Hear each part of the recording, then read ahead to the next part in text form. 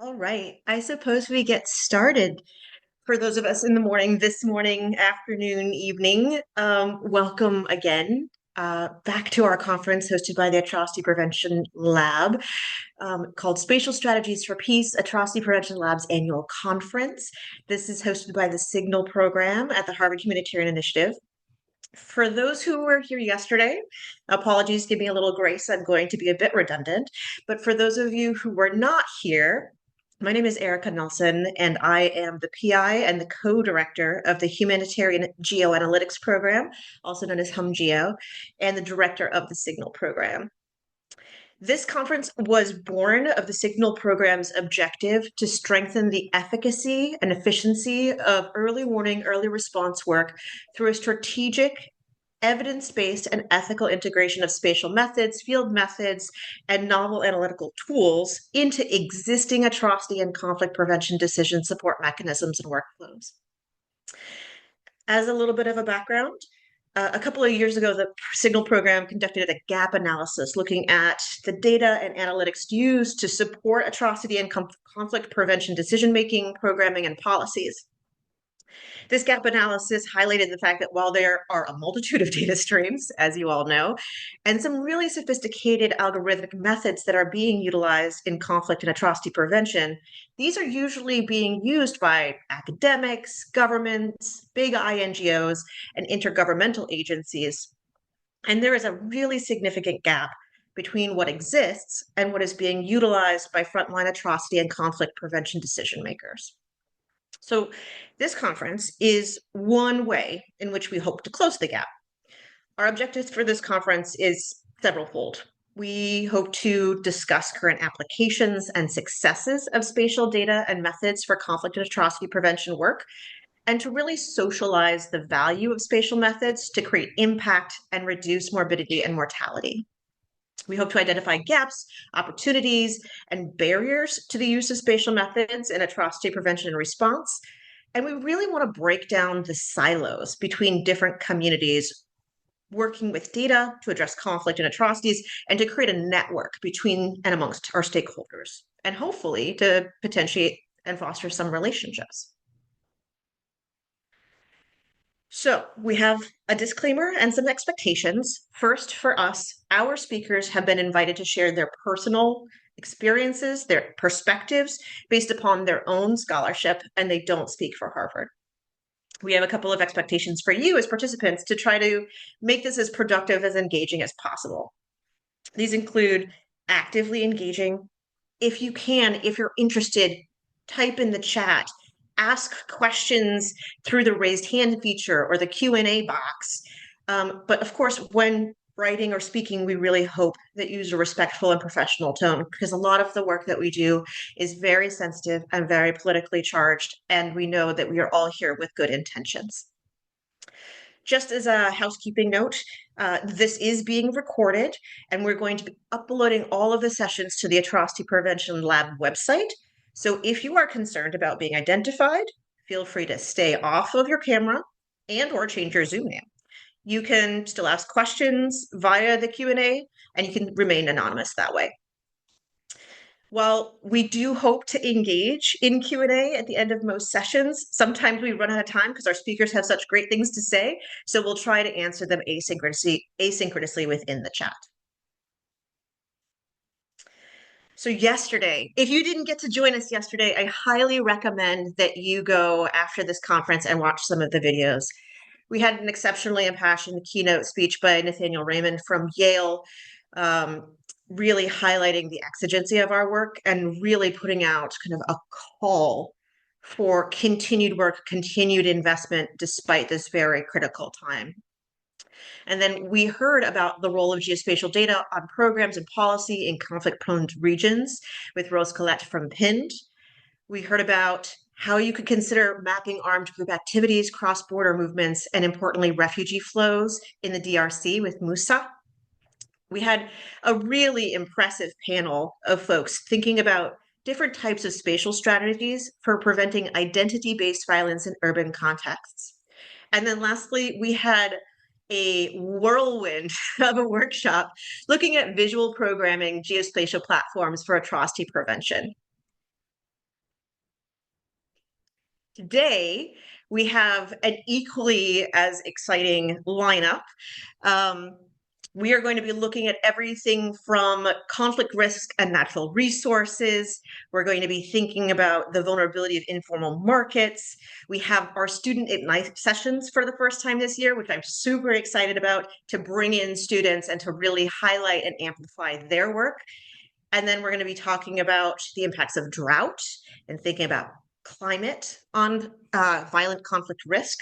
And then thinking about starvation as a method of warfare and forced displacement. So, a lot of diversity in what we're talking about today. I'm really excited for all of our speakers to join us. And again, if you were not able to, join us yesterday, we will be uploading those videos to the APO website. I do also want to note that this conference is just one of our lines of effort in order to reach our objectives here at the Signal program. We are always welcoming more opportunities, more funding, more ways in which we can increase our impact. So here you'll see our Atrocity Prevention Lab website on the left and our LinkedIn Community of Practice link on the right. Certainly use these QR codes to explore resources, become part of our community, look into our courses, and increase your organization's spatial literacy or just to reach out about collaboration. So with that, we are right on time. I am going to stop sharing and I'm going to hand it over to our first speaker, which I'm very excited about. Adam, are you all set to go? All right, let me see if I encounter any technological difficulties. All right, can everyone see Beautiful. my screen and hear me all right? Yes, sir. All right, well then I'll move this over here. That doesn't, if I move my Zoom to my other monitor, that doesn't affect what people can see? It looks Okay, great. great. All right. Well, first of all, I'd like to say that I am very grateful to get to present alongside such talented colleagues, and I'm very excited for the work that the Atrocity Prevention Lab and more broadly the Harvard Humanitarian Initiative is doing. Um, I think it's obviously all of us agree that it's vitally important to use the data and the new sort of spatial analysis methods that we have available, uh, especially considering the current data environment that we're going into, um, to promote peace and stability as best we can. So, the specific niche of evaluating conflict risk that I'm going to be talking about today is conflict risk prediction and the green energy resources that are needed for the energy transition to come in the next couple years and decades. Um, so, conflict risk prediction and green energy resources are two crucial aspects intertwined with global sustainability and security. As the world grapples with the consequences of climate change, the quest for renewable energy sources has intensified to mitigate environmental impact. Predicting the future is a difficult task, fraught with confounding variables, but there have been novel advancements in tools and methods used to analyze conflicts and their likelihood of occurring. To address these concerns, advanced data analytics and predictive models are being employed to forecast potential conflicts, which allow us to understand the geopolitical dynamics and socioeconomic factors that can help preemptively identify regions prone to disputes over green energy resources, enabling policymakers, ideally, to develop strategies that promote cooperation and sustainable resource management and preempt violence. So, the fundamental question that this research lies upon is, are resources, and specifically the resources needed for green energy, uh, even a factor in conflict? Um, the literature is not wholly conclusive in one way or another, because, as with most social sciences, the answer is usually it depends. But we have seen that resources have played some part in either onset, but more especially continuation of historical conflicts. Um, we've seen that countries that are more affected by climate change and are climate vulnerable are experiencing heightened resource scarcity and enduring more conflict. Um, and there's been more strong support for the idea that uh, non-renewable commodities, like these rare earth minerals, will increase or could lead to an increase in the likelihood of usually the continuation of conflict, as the mechanism is usually conflict actors use these resources to continue to fund their activities. Um, and then also thinking more broadly, we have a long history of colonialism. Um, as European powers carved up Africa and competed with each other, they needed to feed their growing industries, and colonies provided both the natural resources and cheap labor to extract them. Um, so while existing research is focused on demonstrating the impact of resource scarcity or abundance in the risk of conflict, um, there's been more disagreement about uh, how it can affect um, conflict onset, whether it's scarcity or abundance. Both are associated with a higher probability of conflict, but it depends on a lot if you control for other climate variables. Um, So, taking that all into account, the way conflicts and resources are operationalized together with methodological choices and model specifications greatly influence the probability of finding a significant relationship between conflicts and resources. Um, with that being said, the big sort of do conflict, do these resources affect either on conflict onset or conflict continuation? The answer is it depends, but there is a reliable mechanism for continuation. Let's talk about what these resources actually are. So, the most common minerals that I'll be talking about are going to be lithium, which are used in a lot of batteries, cobalt, which are used in batteries and metallurgy, and just noting that the DRC produces by far most of the world's cobalt, um, which leads to again questions about uh, uh, extraction, sustainability, um, incentives for foreign powers in engaging with the DRC going forward. Um, And then copper, nickel, and other rare earth elements are also all going to be at play. So, looking to the future, we've got these minerals that are going to be used for the technology that we have at the moment. And based on that, um, we can see a skyrocketing in demand. So from 2017 to 2022, demand from the energy sector was the main factor behind a tripling in overall demand for lithium, a 70% jump in demand for cobalt, and a 40% rise in demand for nickel. Propelled by rising demand and high prices, the market size of key energy transition minerals doubled over the past 5 years, reaching 320 billion US dollars in 2022. Um, these projections are based off of a couple scenarios, but in both electric vehicles and battery storage account for about half of the mineral demand growth from clean energy technologies over the next 2 decades, spurred by surging demand for battery materials specifically. So mineral demand from electric vehicles and battery storage grows tenfold in the steps that from IEA projection and over 30 times in the Sustainable Development Scenario um, up until 2040.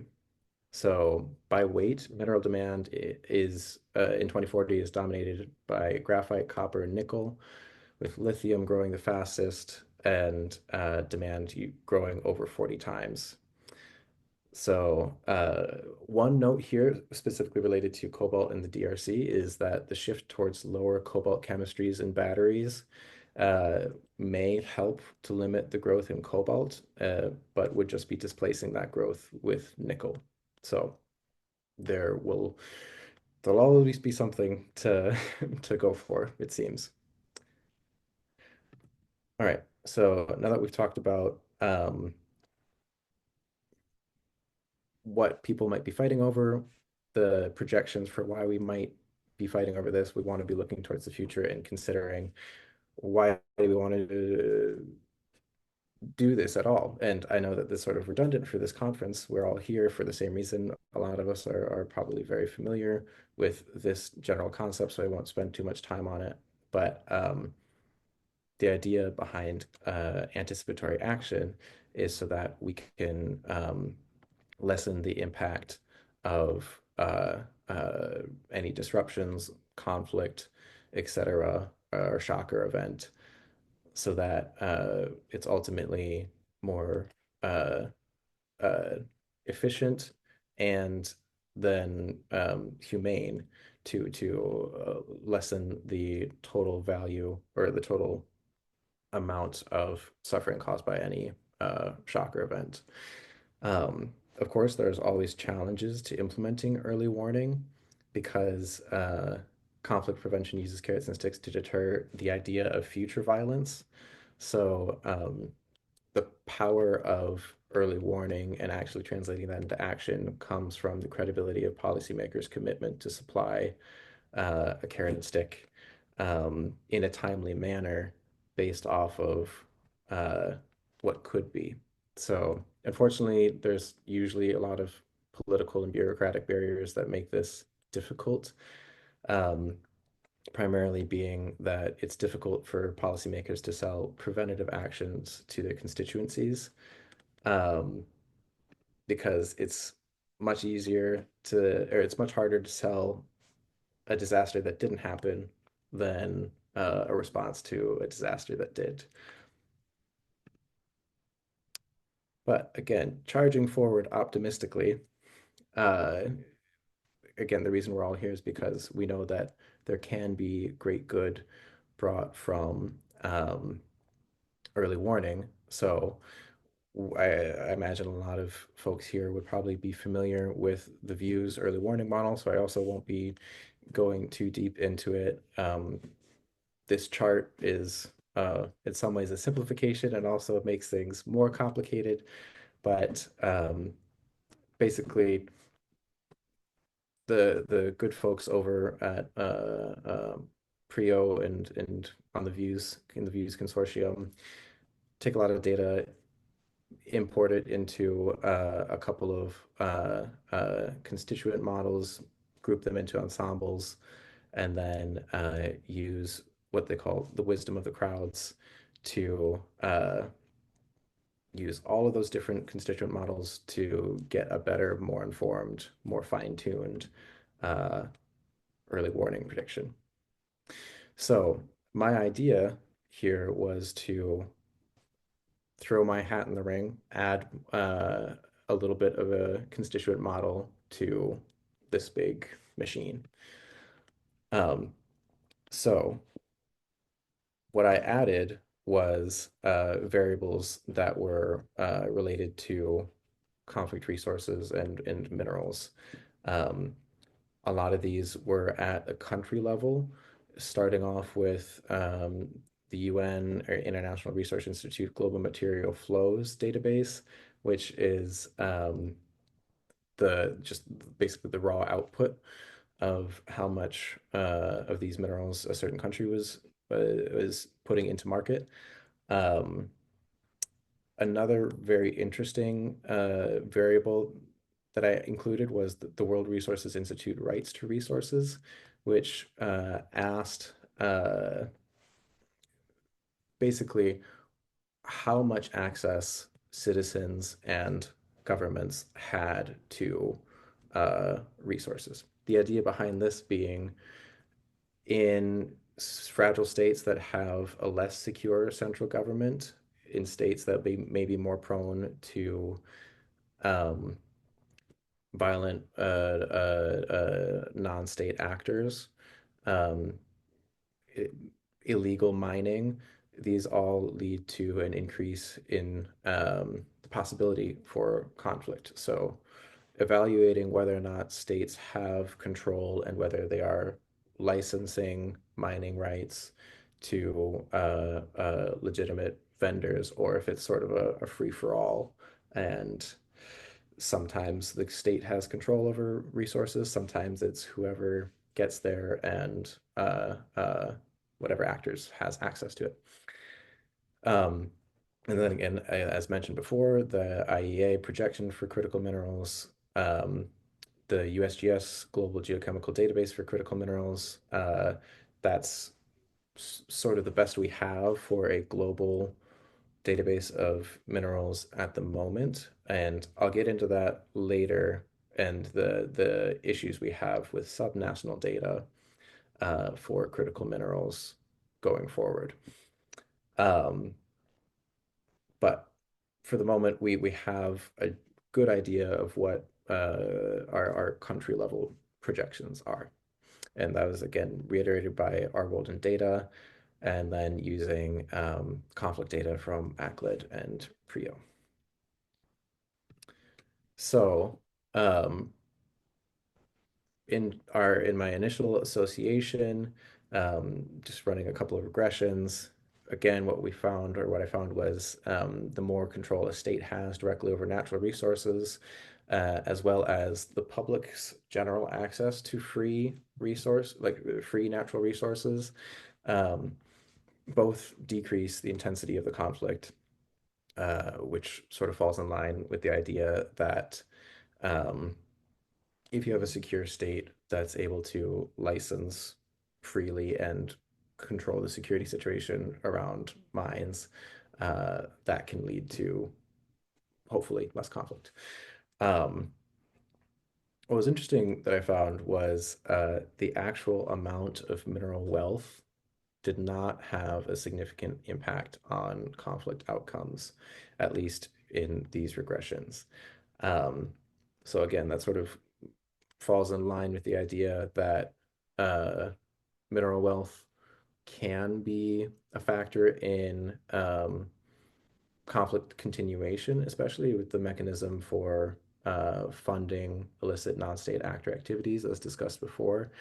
But it's usually not that associated with conflict onset.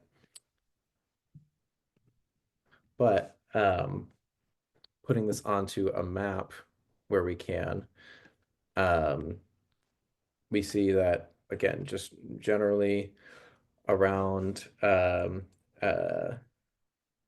the Kivu region, there's a lot of mining activity here in the east of DR Congo. I don't think people can see my mouse, but oh, that's okay. Um, the point being, there's still conflict, and there's conflict in zones that have a lot of these mineral mining. But so far from my analysis, we can't see that it affects things terribly much. But I also have a lot more work to do with fine tuning the model and really uh, not getting lost in the rest of the constituent models.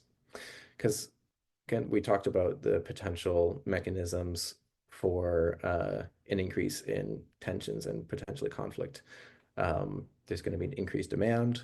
More countries are going to have greater incentives to get involved. That will lead to greater incentives and prices for illegal extraction and smuggling of minerals, which we do know finance armed groups. And then this also leads to tensions between mining companies, local communities, and indigenous groups. So, uh, as I mentioned earlier, we have a lot of data at the national level. We've got some data at the subnational level, as we can see mapped out here. Um, but I think this model could be continually improved by more detailed subnational data. Um, and that is very hard to come by on a global level, but there are still some uh, uh, good resources specifically around these mineral resource hotspots like the DRC. So one subnational database specifically related to, again, the question of uh, rights and ownership and access to mineral wealth is the Rights to Resources interactive map, which presents information on citizen and community rights to natural resources in sub-Saharan Africa.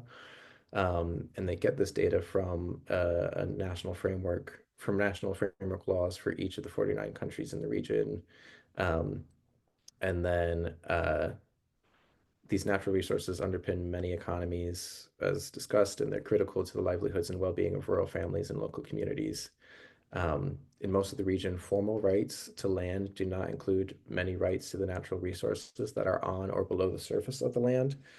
So, high value natural resources are often vested in the state and governed by separate statutory frameworks. Um, so, it'll be an interesting area to explore further to see, uh, again, testing the state capacity theory to see if there's more or less conflict related to mining concessions and indigenous and local community rights to these resources. And then I know yesterday Musa was I was very excited when he brought up the IPIS data set because this is, I think, the best data set that we have for subnational artisanal mining locations. And I got to connect yesterday and discuss that, yes, this really is sort of all there is out there, but it's really good. Um, uh, these data sets originate from IPIS's data collection campaigns and research, and then they're reviewed and processed. Um, and basically because they have such a thorough on the ground uh, evaluation of these locations, that's why they're able to um, get this detailed information. Um, so minerals in their estimate, they do say that minerals play a role in conflict and financing in Eastern DRC and part of the broader regional geopolitical tensions. Um, and this makes sense given that mining and mineral trade are an important part of the local economy and regional trade flows. But they also emphasize still minerals should not be considered as the primary cause of conflict, as conflicts are much more complex, especially in the Eastern DRC, turning around contested authority, disputed again access to land and resources, um, historically unaddressed social inequities and struggles for political power. Um, so there's many other variables that can be or that are at play, but um, the access to mineral wealth is still something that contributes. Speed up just a little bit and finally get to the limitations of what I've been talking about, saying we have access to national level data. We've got some good case studies like at with the DRC of good subnational data. But a big reason why we probably aren't going to be able to get global data at that level on a larger scale for a long time is simply the fact that um, of funding and resources of governments, private firms, and research institutions may lack the resources to systematically collect, update, and then most key standardized subnational mineral data. So it could be collected in different ways at different levels and then also have restricted access. Um, Another barrier is the political and legal barriers. Mining companies often do not disclose exact mining locations to protect competitive advantages. There's government censorship and incentives to avoid geopolitical risks or protect national interests. And then there's always land ownership battles. And finally, the ethical and security risks to say publicly available mineral data may increase illegal mining, leading to environmental degradation, child labor, and conflict financing. Um, I'll leave that there for now and just leave it at remote sensing also is difficult, especially in areas with dense vegetation. So that's why you need people on the ground to go and verify these locations, which is great that IPIS is doing in the DRC, but again, would be hard to put into use at scale.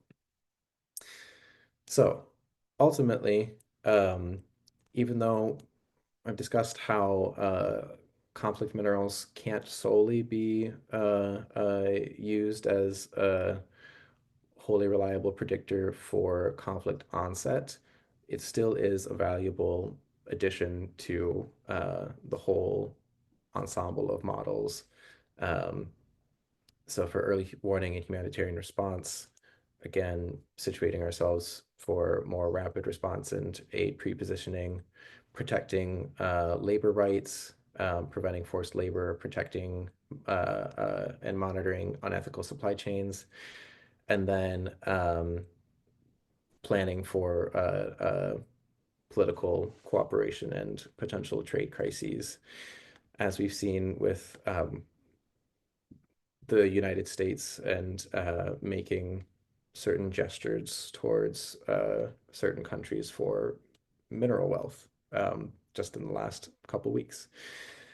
Um, so the conclusion is that critical minerals are only going to become more strategically important. Uh, Everyone will have an incentive to get involved somehow. Um, they're not the only cause for conflict, but they can be used to facilitate the continuation of conflict and finance non-state armed groups. And we need more subnational data to provide more specific geographic risk information with stronger power because we simply don't have enough at the subnational level. So with that, thank you very much. Thank you, Adam. I really appreciate this really contemporary look at the upstream drivers of conflict, and I think that it is absolutely coming to the fore and really novel, really important. It's going to get much more important and is definitely relevant to some of the conversations we're hearing today in the last couple of weeks. So I do want to note that one of the things that you said was super interesting to me was that um, the governmental control and free access to the public is actually the thing that decreases conflict intensity when you're looking at your own model. I think that number one, of course, that result needs to be verified. But number two, I think that that actually has some actionable like insight to it. So I think that's really compelling. So thank you so much. If anybody has questions for Adam, please put them in the Q&A at the bottom. With that, in try to move ourselves forward. I am very excited to introduce Dr. Stephen Ajadi, who is going to be speaking about conflict violence and the vulnerability of informal markets in the Sahel, a new spatial approach. So with that, Dr. Ajadi, do you mind sharing your screen? Feel free to come onto your camera if you are able to, and we really welcome your talk. Hello, everyone. I'm wondering if you can see and hear me. I think you can. Um, yeah. So apologies. I'm literally just coming from the airport. I've been still jet lagged for about half a day of flying, but I'm happy I'm able to make it. I think I can share my slides.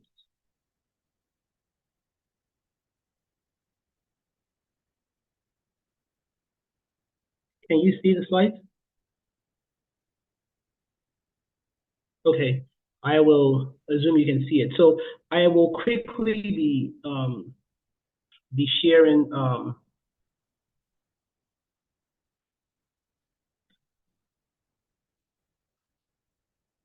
sorry, excuse me. I will quickly be sharing a topic on conflict violence and the protection of markets in the Sahel, which is like the same topic that we're talking about. It's basically one of the most important things I'll be doing in this lecture is to be introducing a new methodology and also to be showing how research can be done at scale and how one of the few research that we have done that's actually been put in implementation. So I think that is what we might be taking home from this. As an introduction, we're all spatial study people here, so I might as well just skip this. But basically, the study takes a spatial look at nature of conflict and violence in northern Nigeria and some parts of the Sahel. Particularly, it narrows down into a city called Abuja. Abuja is the capital of Nigeria. Nigeria is the largest country in terms of population and in the entire continent. It is also the seat of power. It is the most policed city in Africa, arguably one of the most policed cities in the world, and it has its own peculiarities, especially in terms of public spaces and markets. We'll be looking at vulnerabilities, we'll be looking at markets, and we'll be looking at pathways for development, and we'll be looking at it from a spatial perspective.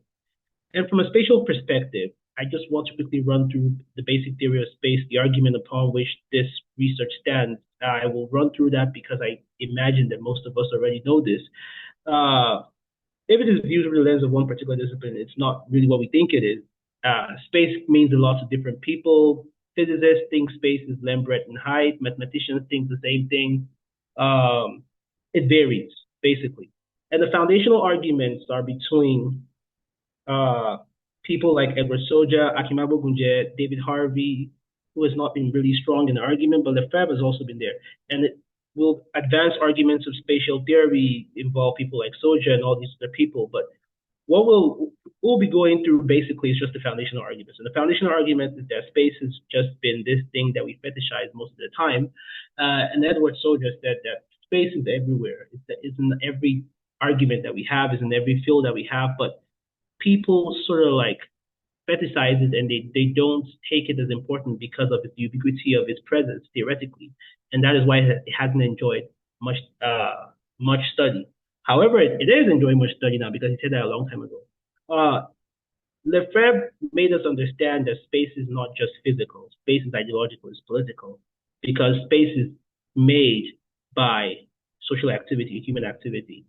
And we have some people who have tried to divide space, talk about space, and the best and the most advanced one that we've had theoretically, well, one of the most advanced ones is the one made by Edward Soja, where he talked about the third space, and he talked about how the third space becomes a melting point.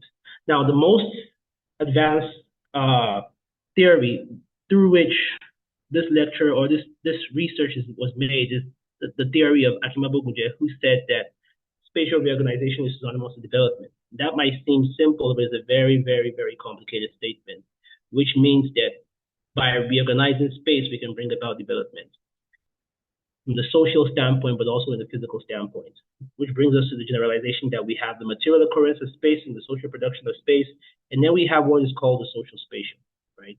And the social spatial is basically what I will be calling space today, basically.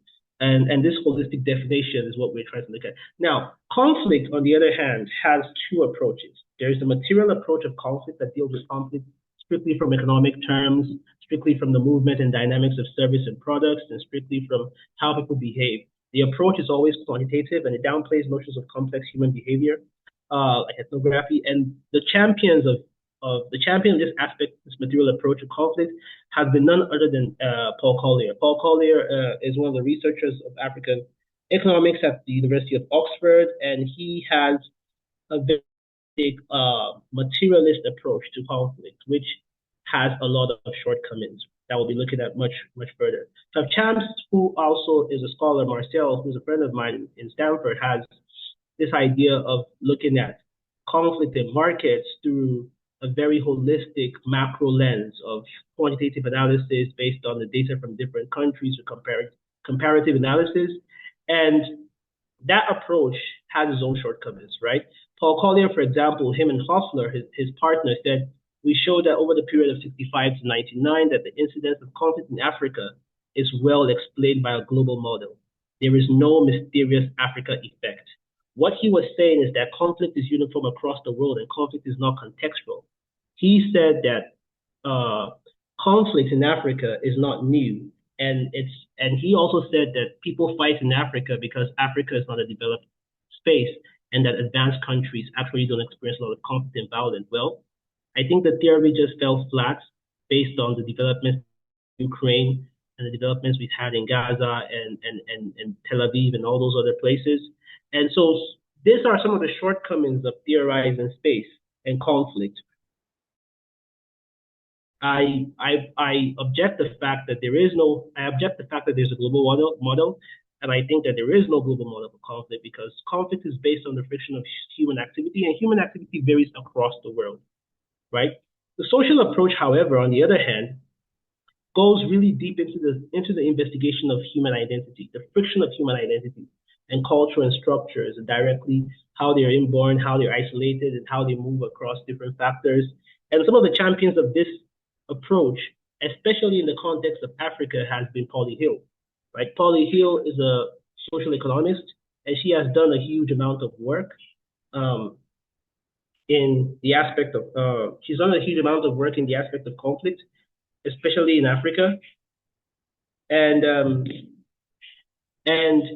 she has really used ethnography as a way of digging deep into the work. And she was the one who started what we call indigenous economics. And for example, in her 1997 book, she said, social anthropologists, historians, and geographers and sociologists will regard her book as intolerably amateur because it was basically based on ethnography. And she said that there are many economists who explain that the work is undeveloped and unsophisticated and sometimes a reckless economic approach. And what she was trying to say was that ethnography is not really welcomed in mainstream economics and spatial studies because it's not something that they don't think it's spatially malleable enough to study, right? My research over the years brought about a new approach to conflict, which is a hybrid approach, spatial ethnography, the factoring of the material approach and the adapted lens of the social approach, leaving out the weaknesses of both approaches and playing on the strengths of both approaches. And the people who have, like I said, people who have done so much work in the aspect of markets, in conflict in markets, is Polly Hill and Franz Chance. Polly Hill is late now, from Chance is still at Stanford, and these people have actually looked intensively on the idea of what African markets are and how conflict actually occur in them. One goes really wide from Chance's quantitative study, and one goes really deep, Polly Hill with her ethnography. African markets are not formal, right? If this lecture were longer, I would have actually done a series of juxtaposition between Western markets and African markets. African markets have their own subdivisions, and I won't be going through that because we don't have enough time, but African markets are not formal. They're extremely complex systems of operating organized chaos. It's very difficult to put these into words, but I think as the lecture goes on, paper goes on, we will understand. Pham Cham said something recently, well, not recently, about 20 years ago. He said, we know little about how African markets operate in practice. Perhaps the best measure of this lack of knowledge is our propensity to call informal everything that is not of Western inspiration. The truth is that market activity in Africa is not without form. It is only without economic formalization. So basically, these markets, we see them visually. You can imagine how it would be difficult to protect them, how it would be difficult to track infiltration of terrorists, how it would be difficult to map vulnerability spaces. And it's very important for us to understand that we all know that Africa's problem with conflict. We know how they've had so much problem with conflict. Here are data to show the amount of displacement. There was a time in 2022, they had about 80% of the world's share of displacement localized in the Sahel, most especially. We still see data as recent as this year. Still seeing so much conflict localized in one area, especially in terms of terrorism. Here is a map of markets in northeastern Nigeria, which my research will be narrowing down into. Northeastern Nigeria is where Borno is, and people who are studying conflict will understand that northeastern Nigeria is one of the most problematic spaces in the world. Every green dot you see, this was a diagram by Von Heck, every green dot you see is the location of a market, and the brown dots, the brown circles are the amount of fatalities and deaths that's happened in the attacks on these markets. So you're seeing places like Baga near Chad with about casualties of about 2,000 people. And you can imagine that this place is really, really a bloodbath space for people in markets. And the reason why the studying of markets is important is because informal markets make up about 60 to 70% of the economies of African countries. And if you don't protect these spaces is a big dent on the economy, the informal economy and general economy of these countries. Here is the latest attack that happened in Yobe this year, last year, about 150 gunmen killed about 250 people. So I have explained the method of ethnography and the merging of these methods. The spatial ethnography method is what I'm going to talk about. Here is a market that we studied, and this market space is a space where people sell cattle, right? And I'm not sure if you can see this, but here is what it looks like. Here is a drone study that we did. Here is what it looks like. You can watch the activity of hundreds of thousands of people in this market, right? And you can see how the operation of this market goes, how complicated it is to track people, how complicated it is to actually create urban awareness, to actually create propensities of search. So it's really, really complicated when you look at it. And this is what the market is all about, right? This is what the typical northern Nigeria market is all about. If you look at it, you can see the boundaries of the market, and you can see how the sprawl of the market spills over what you can see. Here you can see the market of people selling cattle across the street. You can see how the density sort of like thins out across the space in the drone images.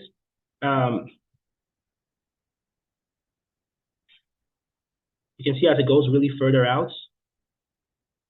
And so there is an order to this, but spatial analysis cannot capture the order that you see here, right? It can't capture this order. And if you look at them quite closely, you can tell. But each of these, this very dense space you see, they have shops where they sell. There are a number of shops here. You can't tell these shops by just looking at them spatially. You need ethnography. Here is the eye level study of this. So when you, if you're my height, if you're a typical human height, maybe not my height, about 5'9" or 5'8", this is what you'll see, right, in the market, right? And here is a mapping that is a combination of ethnography and spatial analysis. Going down into the place, interviewing and talking to all the people to identify where their cattle starts and where their shop stops. And from this image, we can get a mapping of the amount. So you can see the humans in red and the cattle in kind of a brown, and you can beige, and you can see how each of the shops are identified, how the buyers and sellers are identified. And these kind of mappings across spaces, like here is a different market, and here's what it looks in at a zoom out position, and here is what it looks like when it's mapped. So when you look at the mapping of it based on physical embedment and talking to the people there, you will understand that there are different zones, like A19, A15, A44, and you can tell that each dot you see is a shop. And so when somebody goes into this space and somebody gets kidnapped or something happens or something, people are stealing or whatever, you can understand and map the region. So for example, we know that the people in A20 are not really friends with people in the A11. We know that people in A32 get along with people in A33, but sometimes people in A39 don't really get along with people in A1. So when you understand that the human level and the dynamics that happen within a complicated space like this, it's very easy to be able to have a sophisticated understanding of the vulnerability of these markets and also how to protect them, right? So here is a market that we've studied and we've mapped over the last 2 years or 2.5 years. We have been able to create a very sophisticated analysis and mapping of everything you see in this space. And we've been able to come up with, based on the data that we've gotten, we've been able to come up with ways of actually delivering a number of protections for these spaces, right? Which I'll be going on to now. So there are different levels. These images and these videos show zoomed in levels of attention to the detail of the stories of different people that you have here. So this is what a data scope looks like. We're talking about 6,624 physical preset interviews, about 200,000 hours of conversations, 32 focus groups. All the 94 main markets in Abuja were studied. Main markets of Maiduguri were studied. Markets in Kano, Yola, and Jigawa were also studied. We have maps of the government and university archives to show historical maps. And then we have, of course, high intensity, extreme resolution drone images of different spaces in real time. And because of that, we're able to map all those data in layers to be able to look at our everyday experiences of people embedded in the market, to become part of the market with the spatial data, to be able to attach very intricate stories to each and every market trader in the market. So this is what it looks like. The analysis of, for example, Maiduguri as a city. For example, if you look at the city, each dot shows locations of interviews, and you can tell over time and over the studies we've made that we've been able to cover the entire city. So this is the largest ethnographic study of its kind ever conducted in the Sahel in modern times, where about 8,000 people in 8,000 parts of the neighborhoods were interviewed. And basically, we have extremely dense and high data of every single neighborhood in the entire city. And therefore, it is very, very easy to understand areas of vulnerability and areas of low vulnerability and high vulnerability and shifting vulnerability. Here is Abuja, and here are the markets that have been identified in Abuja. And from the market, you can understand how we've been able to map, how we've been able to do a spatial analysis of casualties, injuries, and abductions over the years and where they've occurred over time and why they have occurred or where they have occurred over time, and to understand the dynamics and the forces involved in them, to be able to predict and to be able to manage and protect better. This is the first time in the history of the country that we're having data and processes as sophisticated as this to actually bring about not just spatial data in the normal physical sense, but spatial data that carries with it very rich stories, on the ground stories of as many people at this scale, right? And from here, you can tell how we've been able to project areas that may be vulnerable to attacks when it comes to rapid response from soldiers, rapid response from the police, rapid response from different parts. And as you see them, the darker the areas, the more intense, the easier it is for access for the police and for the soldiers.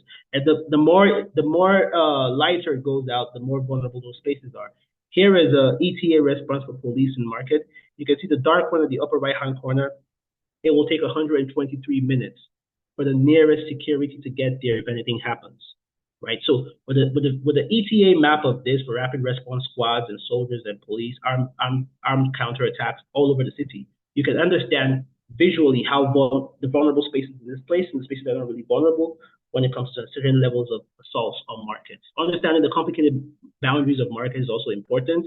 And here we did on-the-ground studies of market sprawl. So the red you see is where the red dots you see or the red marks you see are where the market people have spilled over the boundaries of the market itself. So the white margins you see is where the markets are, the boundaries of the market, and the red you see is where people have spilled over the market based on sprawling, based on increased uncontrolled informal trading. And this is a very, very huge vulnerability to markets, and they need to be mapped. They have never been mapped before except now.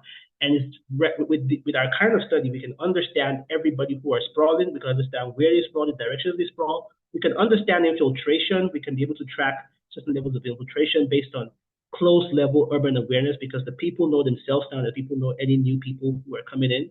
And it's very easy. And we did this across a lot of markets, all the markets essentially, across the entire city. And because of that, we've been able to bring about spatial approaches to building peace. Now, having found all these, we have two approaches of building peace in this area or trying to reduce vulnerability. The first is physical planning. The second is formal and informal policy. The physical planning has an approach through architecture and planning. Because I'm an architect, I've been able to use some interventions of architecture, and then there are community-driven strategies. The first approach, which is the physical planning, and this is a place where some of the slides might be a bit disturbing. Here is a place where we studied about 46 people were beheaded in this place a few years ago, and not too far from this place was where we created our intervention, the first intervention. We studied the people there, we applied the same method. And because of that, we spoke to different people in the area. I spoke to generally everybody in the area. And the research and from listening to everybody, we were able to decide and to realize that they needed physical infrastructure to create better awareness and to create communal space where different factions that were against each other could meet and try to talk things out. Sometimes the interventions do not require buildings. They require informal policy or government policy or hybrid. Sometimes they do require physical infrastructure, maybe not in terms of buildings, maybe in terms of roads. Sometimes they require a phase-by-phase strategic policy approach that involves everything. In this case, they require physical a physical approach of buildings, and they also require some certain informal policies. Here is a product that we developed based on the research, and we realized that they needed water. There was so much fight for water in the area, but we realized that bringing the water location into a central point where we could reduce the distance of fetching water from both parties, which we realized that reduced the conflict in the area and lowered the vulnerability of attacks on the market as well. The circular spot is the place where the women shop, and then the other spot is where the men actually sit down and talk and do it. So what we did, because the place was so dangerous, we were able to teach the people how to build sustainably online. So what we did was that we sent our models down to them. We got some internet access for them, and we're able to teach the community men and the community women about urban awareness, about spatial analysis, about architecture, sustainable design, and how to develop cutting-edge sustainable materials. So the bricks you see in this picture were developed by the men, the people there, and we taught them how to develop these bricks. And we sent representatives there. Sometimes we were able to do some videos, some Zoom links, and some advanced real-time coaching of the people who are building. And we also we didn't design for them, we designed with them. And so we got information and feedback from everybody in the building, from the children to the women, to everybody. They told us what to do. Then they started building, right? They started building, and they actually built this entire structure. And when they built this entire structure, the people had the skill set to actually expand these ideas and these strategies across the business place. And then we measured the implementation, the impact of the implementation after about 2 years. And we realized that we've been able to decrease the vulnerability of this area by about 85%. And we've been able to bring down the conflict and violence in this area by about 75%. And this is just bringing back the idea of spatial reorganization that brings about development. And here is a new market we're doing based on the feedback from the studies. This is quite a bit complicated. The buildings are designed to reduce the blast radius of a suicide bomb. So it reduces the blast radius of a typical C4 by like 85%. And the whole market is built out of mud, and the mud kind of disintegrates into dust when things happen. It's a complicated systems built into this, but these are how the markets are designed right now. And these are some of the the impacts that we've made in terms of, and they are real life, real world development impacts we've made. In terms of formal and informal policy, community-driven strategies. Pardon? My apologies, just for trying to be respectful of the other Oh yeah, speakers. I'm rounding up now. I'm gonna have you wrap up. I'll give you one final minute, Okay, but I good. do want to make sure that we respect other people's times. This is really dense Yeah, thank work, you and very I would much. love for you to Yeah, share some more resources in the chat. We've got questions in the Q&A as well. I know you could yeah. talk forever about this. Actually, I we could all know. talk about this forever. So basically, I mean, one of the new methods that we're pushing right now is to test this to the great international borders, which we're trying to do right now. And the international borders, we've been working on it, and we've been getting the same kind of development data. So basically, the whole summary of the work is to use spatial ethnography to understand vulnerability and to see how we can bring about sustainable development in the region of the Sahel. Thank you very much.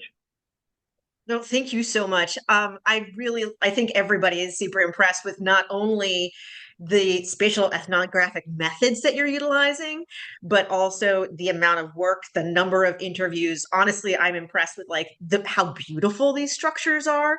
So that's a whole nother aesthetic conversation we could have around a sense of place, instilling peace. But really tremendous.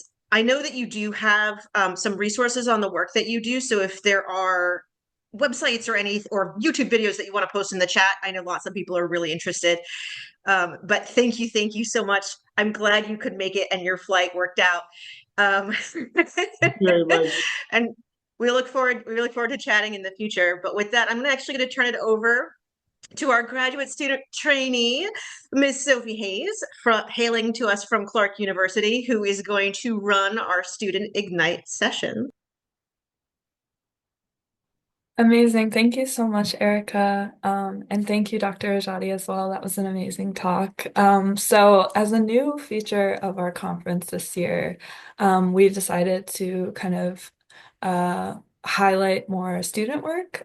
So we have student ignite sessions today, which are 5-minute presentations. So they're very quick presentations, just designed to highlight research and get audiences thinking. And then we'll go into a Q&A session to kind of break down more of the research. So we'll have 4 student ignite sessions today. Each will be 5 minutes, and then after each student has presented, we'll go into a 15-minute Q&A. So really excited. We have a host of different students and levels, PhD students, master's students. So I'm excited to get us started. Just as a reminder, these are 5 minutes long, so designed to be pretty quick. And yeah, so our first speaker is Natalie Ayers. Natalie, I'll invite you to share your screen and get ready while I give you a brief introduction. So Natalie Ayers is a PhD candidate in the Department of Government at Harvard University, and she's also a research affiliate and data science intern at Crisis Ready Institute. So Natalie, I'll hand it over to you and take it away. Okay, thank you. Yeah, that's a tough work to follow up on. So I'm excited to talk to you about my very preliminary research today into kind of factors influencing post-conflict recovery specifically. And so looking at kind of aspects of the urban lived environment that may contribute to either inducing stability or resurgence of conflict. So let me see. So yeah, just for this group, I don't have to say, but conflict still remains a very prevalent problem. And many of the conflicts that are ongoing today reflect resurgences of old conflicts. So identifying factors that really contribute to those resurgences is the kind of body of work that this research aims to fall into. So specifically, I'm focused on countries that have suffered ethnic or religious conflict, or conflict that has some kind of ethnic or religious component of it, and where these different groups are then cohabitating in either different regions or the same regions or cities or neighborhoods after the conflict concludes. And so the research question I'm aiming to answer is how integration or separation spatially contribute to long-term peace in these post-conflict societies with persistent ethnic or religious divides. And so just to give you a sense of kind of some of the cases that really motivate a lot of the research in this area, these are some of the most extreme cases, but of Mitrovica, Kosovo on the left, and Nicosia and Cyprus on the right. And both of these are kind of extremely physically divided cities. They're kind of some of the pure case examples that people use, where Mitrovica has been divided across this bridge since 1999 into north and south, two different ethnic groups, where this boundary is not crossed very often. In Nicosia, divided between the Greeks and the Turkish side. And both of these cities have had their boundaries kind of patrolled by international agencies to maintain peace. And they have persisted to this day. And these are some of the most extreme cases, but the question that arises is many scholars and practitioners are agreed that this is not a sustainable solution for long-term peace. But we don't fully understand what the different impacts are of separation, segregation at this scale, at the neighborhood scale, of intermixing on contributing to violent resurgence. So I'll just gloss over this, but happy to talk more in detail.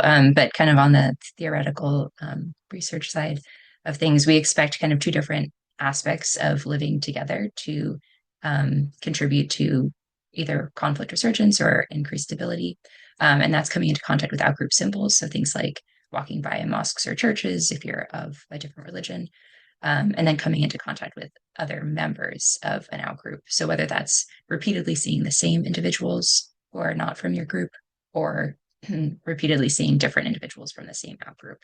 And all of these have different kind of theoretical expectations based on a lot of experiments and surveys that have been done, but those are often at an individual level, and it's unclear at the moment how they all roll up into actual behavior, and in this case, kind of the reinstitution of violence in cities. So I'm focused on using maps, both modern and historical, to create kind of measures of spatial integration using kind of key religious and cultural buildings. So I'm creating 3 different measures of spatial integration. My primary one is using religious and cultural structures, spatial autocorrelation, using a variety of measures of spatial autocorrelation to measure kind of clustering at the city level. Right now focused on religious structures, and we'll be moving on to cultural structures soon.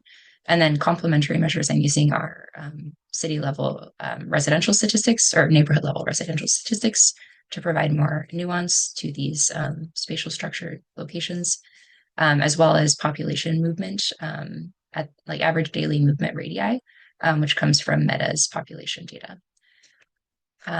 So I'm using a universe of cases defined by previous scholars as kind of post-war since 1989. And I'm expanding their lists slightly, which will leave me with a little under 200 cities. So I've so far collected data from 25 cities to create these kind of measures of integration, and I'm working on collecting data from the remaining cities. So far, I've only performed some descriptive analyses, but there are some indicators of kind of a positive association between clustering and increased fatalities and other increased incidences of violence, particularly when it's minority groups that are clustering together, minority group structures, and some evidence on the reverse side of an association between kind of more agreements and peaceful protests and intergroup mixing. So my ongoing work is continuing to create this data set to do another full descriptive analysis and also provide it for additional scholars who may want to integrate it to their work, and then performing my own kind of statistical analyses using additional mechanisms, which I'm happy to talk more about in the Q&A. But thank you. Amazing. Thank you so much, Natalie. And you stuck perfectly to time. So thank you. Super interesting. So just as a reminder, load your questions in the Q&A and then we'll get to them after everyone has presented. Feel free to ask in the chat or unmute yourself during the Q&A as well.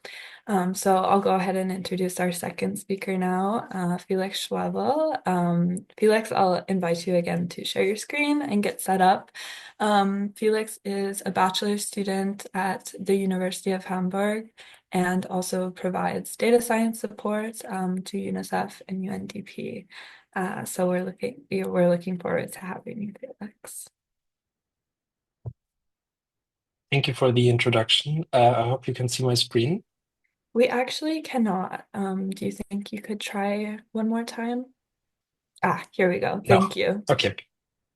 Yeah, thank you so much for the introduction. I'll be talking about the opportunities of using a physics-informed engineering framework to analyze conflict impacts, so from plates to people. And the main idea was here what I wanted to explore was how conflict impacts vary across different social environments. So like if theoretically identical events impact different regions around the globe, how can these impacts be modeled by not only including what and where it happens, but also in what kind of social environment? So starting from impacts, the conflict events on one side and the impact of the social environment on the other side. And coming from an engineering and material science background, this kind of reminded me of having a plate or fabric that a force is applied to. So again, the impact and the impacted. And luckily in material science, there are already sophisticated methods and tools to visualize and analyze the resulting deformations and also the stress patterns that might arise from that. So on the social science part, there is also already this metaphor that I've read, the social fabric that is already used. But here I wanted to see what happens when taking that literally. So this required a couple of translation steps, starting from a very basic model there with 3 main parameters to characterize the fabric. So that was thickness, which determines how stress is dissipated or absorbed, or more in a social sense, I compared that to or modeled that with parameters determining the baseline resilience. Then I had the elasticity or stiffness that determines how a material deforms or how easy it deforms, thinking of like a plate of steel versus like a piece of rubber that could be determined by economic resources or adaptive capacity. And finally, the interconnectedness that describes, in short, the ratio of compression to elongation of the plate. And that could be used to model the connectedness of the fabric, and, for example, through spreads of news or fear, or in a more positive sense, the sharing of resources. So while existing tools for these kinds of analyses are already quite powerful, they don't really allow the import of any geospatial data or conflict data, obviously. So why part of this thesis was also developing a Python framework that allows for these kinds of imports and integration, and also allows to provide the options for domain experts to refine and modify the translation and simulation for in the future. So as it is right now, the framework provides multiple options to translate social indicators into plate properties and conflict events into forces. And you can see here on the right side an example of the fabric setup. So you can just upload a shapefile and set some parameters like the mesh size or the buffer radius to avoid any analytical artifacts or enable cross-boundary analysis. So one part, while this framework hasn't been validated on the social side yet, this work also contains a proof of concept to see how this could potentially look like. And here were multiple resilience and vulnerability indicators that I selected and translated using the defined functions. And getting out of that, here was the final thickness distribution. So in a physical sense, where the lighter parts represent lower baseline resilience and the darker parts a higher thickness and therefore a stronger baseline resilience. On the conflict side, we have different conflict characteristics, obviously, like type, number of fatalities, civilian targeting that can be chosen. And they are translated into force characteristics like magnitude, distribution, and radius, some of which can also be modeled as time dependent. Here's an example of how this would look like if you do that for the distribution. So this might be useful to model more targeted versus more spread out event impacts. And then bringing everything together, we have the impact on the left side with the conflict events and the impacted on the right side with the different physical parameters. And here's a result of this exploratory proof of concept. While not really interpretable yet, it shows the possibility of visualizing how multiple events accumulate and interact over time. And the impact magnitude is now also context sensitive, which means that it's not only determined by the conflict intensity, but also the local social fabric's resilience.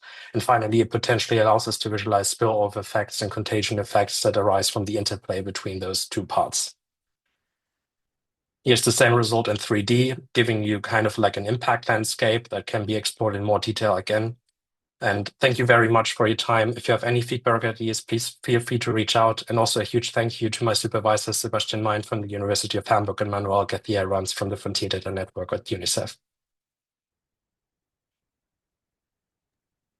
Amazing. Thank you so much, Felix. That was fascinating.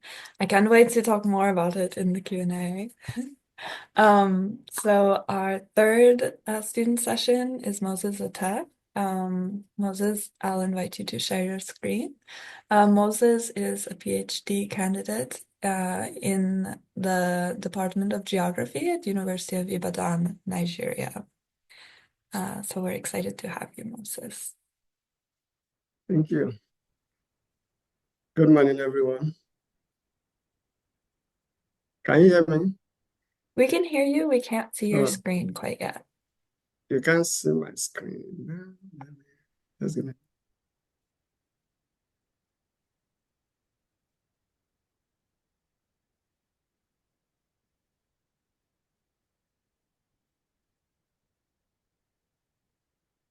Can you see my screen now? Yes. Okay, good morning. This topic is on the spatial temporal patterns of kidnapping in Lagos State, Nigeria. As many people that are familiar with Nigeria, we know that kidnapping is a serious problem. And because of the time I have now, I won't go into detail of it. I would say that in recent times, it has become a significant problem in Lagos metropolis as criminals neglect other sources of income to make substantial sum of money from kidnapping. People in this area or across the country, they are very afraid of kidnapping because a major problem that the federal government has to contend with right now, although it started in the Niger Delta area of the country, but this is an ongoing work, just an extract of the main job. the job is focused mainly on Lagos State. Lagos State contains about 20 local government areas, and I can say that the job mainly focused on the spatial pattern of kidnapping in Lagos State. Then we are trying to analyze the temporal pattern as well from 2000 to 2015. In terms of scope, it is an ongoing project. This is just the data that we have right now from the police in Lagos State. We hope to extend the data, maybe get the data from the ACLED as well as the GTT and several other sources, so that the analysis can be taken into 2024 or 2025. Then, in terms of the data, we saw the secondary data on kidnapping cases were collected from the Nigerian police in Lagos State. Then, standardizing the data in terms of the base math, we Nigeria normally use that to using a UTM and that just to standardize the data. And the data was aggregated by local government area from 2000 to 2015. And again, for the temporal analysis, we aggregate the data by years and months, as this enhances the temporal analysis of the data. Then we hope to conduct other analysis like the moral eye, LISA, that's the local indicator of moral eye, conduct hotspot as well as geographically with a regression when the data is collected across several sources or several repositories.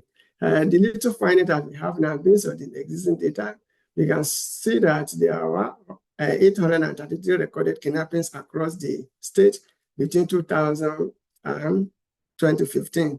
This is just a small portion of the kidnapping that happened in Lagos State.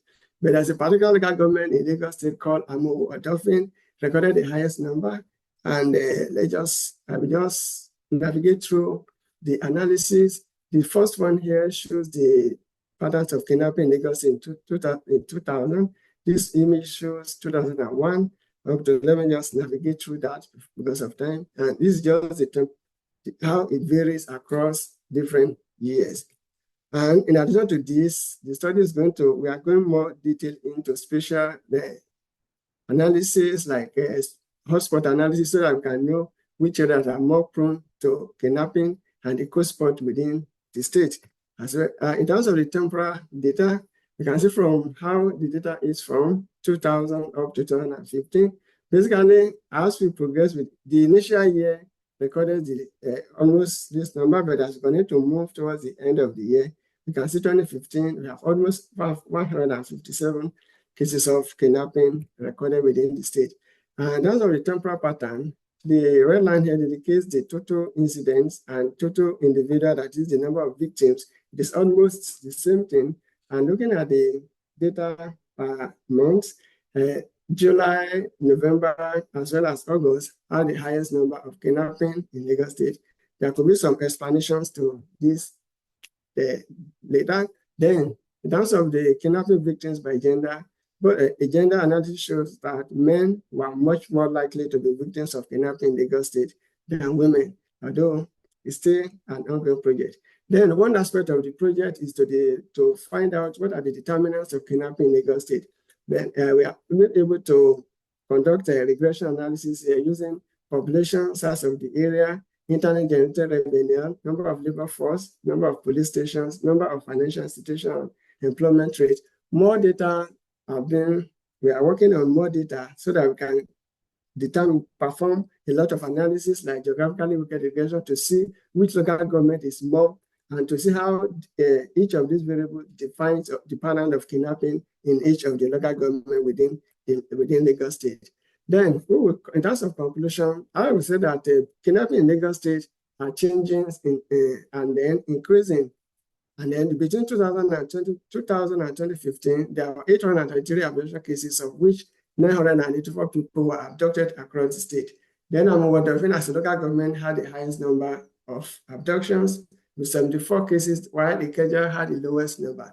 Ikeja is actually the capital of Lagos State, and the highest number of people, number of kidnappings at least 42 was recorded in 2015, but its lowest number was recorded in 2010.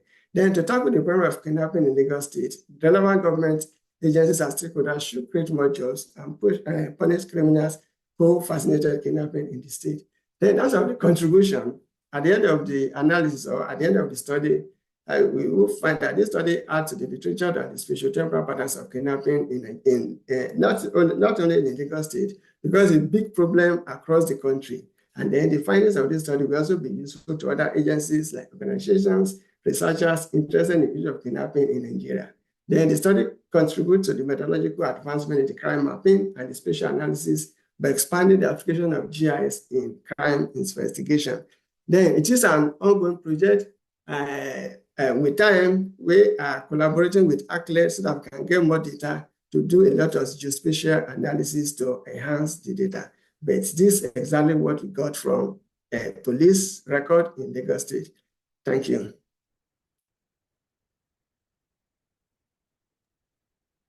Thank you so much, Moses. Yeah, I agree. It will be interesting to see kind of how integrating ACLA data with police data will influence your data results.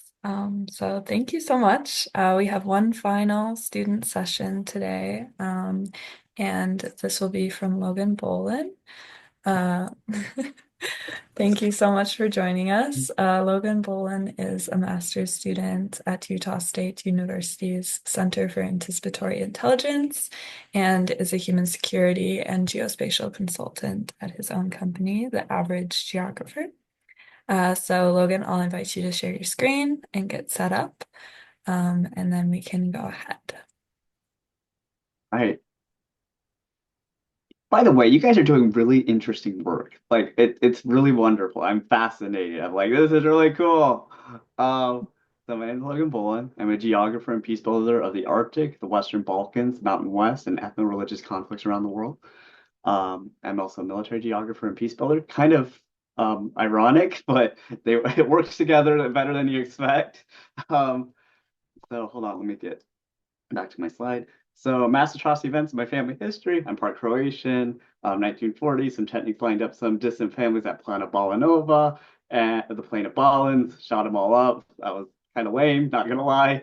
Then in the 1990s, they burned down the family home. I'll show you a picture of that in the destroyed all of our genealogical records. That's the reason I got into this field. And then other side of my 75% of my family, 1830s, 1840s, got expulsed from both Missouri and Illinois. And some other things happened along the way. So here's the picture of the house. There's a picture of one of those 19th century American things that happened. Military geography is a subfield that focuses on the geography for military operations from peacetime to war, which mass atrocity prevention is absolutely a subset of military geography. It's just how you use it, right? And I'm going to be quick through this. This is how 19th century defensibility in North America, this model can be applied to a lot of different contexts. You have to be really context specific. So for example, there was no concrete urbanization before the Industrial Revolution. So that kind of changes how I mess with my models. This workflow is going to be published as chapter 19 in this book by Esri Press called Security First, Geospatial Workflows for a Safe and Equitable World, about $79, June 2025. Me and my friend Nate Kozlowski, we wrote this chapter in this book in collaboration with USC. And so what we did is we found a way to quantify the military defensibility of Poland against a Russian invasion based off of terrain, land cover, ruggedness, slope, elevation, things like that. So red is most defensible, yellow is a little bit more defensible, and then green is least defensible. You know, go, go, go if you're an enemy tank charge, right? But you can kind of see this frontier battle zone. It's kind of, this is probably where things would happen the most likely. But there's places you could stop them. There's places where you'd be less likely to stop them. But if you increase the defensibility, you can do some real damage. What is the model? How do we come to our results? So we use some different tools. We use geomorph on land. We use an elevation model data set, land cover data set, and then we modified focal statistics, slope, and geomorph on landforms, plus a rescale by function. And then we did a weighted sum of this to create the different function. And then we have a final output raster, which is the one you can see. So geomorphon is about the different types of, so like peaks, valleys, slopes. Focal statistics, we used it for range to determine the ruggedness of the terrain. Slope is the degree of change. And that's really important. Elevation, the height is more important. Doesn't do very good with canyons, like the one in my background right here. But again, all models are useful, but they're not perfect, right? And then land cover, different types of land cover are more valuable. So urban land cover is better for defense than cropland. And then you reclassify it to make it more valuable for the kind of analysis I'm doing. I like thinking about stopping bad guys from destroying little ethno-religious minorities. I just watched what happened in Latakia with the Alawites. Kind of an ugly situation, right? But weighted sum, you have different rasters, like my land cover or my focal statistics or my geomorph on land cover, and then I've reclassified it. And then basically this is the multiplication aspect. So instead of just adding it together, we're saying, okay, this one matters more than this one. So the land cover one matters a lot, more than the other ones, because I need to be able to tell where my urban or my water or stuff like that is. And then it outputs that raster. And so the red is the most defensible, the green is the least defensible. So here's an example of Yugoslavia. Of course, I'm interested in ex-Yugoslavia, and especially right now what's going on in Bosnia. But you can see Sarajevo. You can cut it off pretty easily like they did in the war, but also if someone was coming through with an army, light infantry is specifically what we designed it for, they would have a very tough time getting through it. And so we're not looking at it, this is not a perfect model. Well, this should give you some ideas. Happy to come back to this stuff. Wait, how did hold on. Okay, hold on. But if you're looking at the Great Lakes region, this is what our model outputs for the African Great Lakes region. And I think it's really interesting considering what we just saw happen in Goma and Bukavu. They very, very defensible cities, but that also might be why they got seized, because they're very, very, very strategic in controlling this particular lake right here. So I'm happy to go back and answer more questions, but I'd rather hear questions from the audience than drone on and on and on, right? I have great maps. I'd rather talk and hear some more questions. All right, amazing. Thank you so much, Logan, and thank you to all of our panelists. So we can hop into a Q&A now. Thank you so much for all of your presentations. I think because this is more of a panel Q&A, it'd be interesting to kind of hear from all of you regarding your projects, unless anyone has any specific questions from the audience right now. So feel free to raise your hand or unmute yourself. Actually, just raise your hand. Thank you. Sorry. But I think to just start us off in the Q&A, I'd really like to know maybe, the biggest challenges to integrating spatial methods into your work, whether that's data availability or developing models or things like that, and kind of some challenges that you encountered when designing your projects. So I'll kind of open it up to our panelists.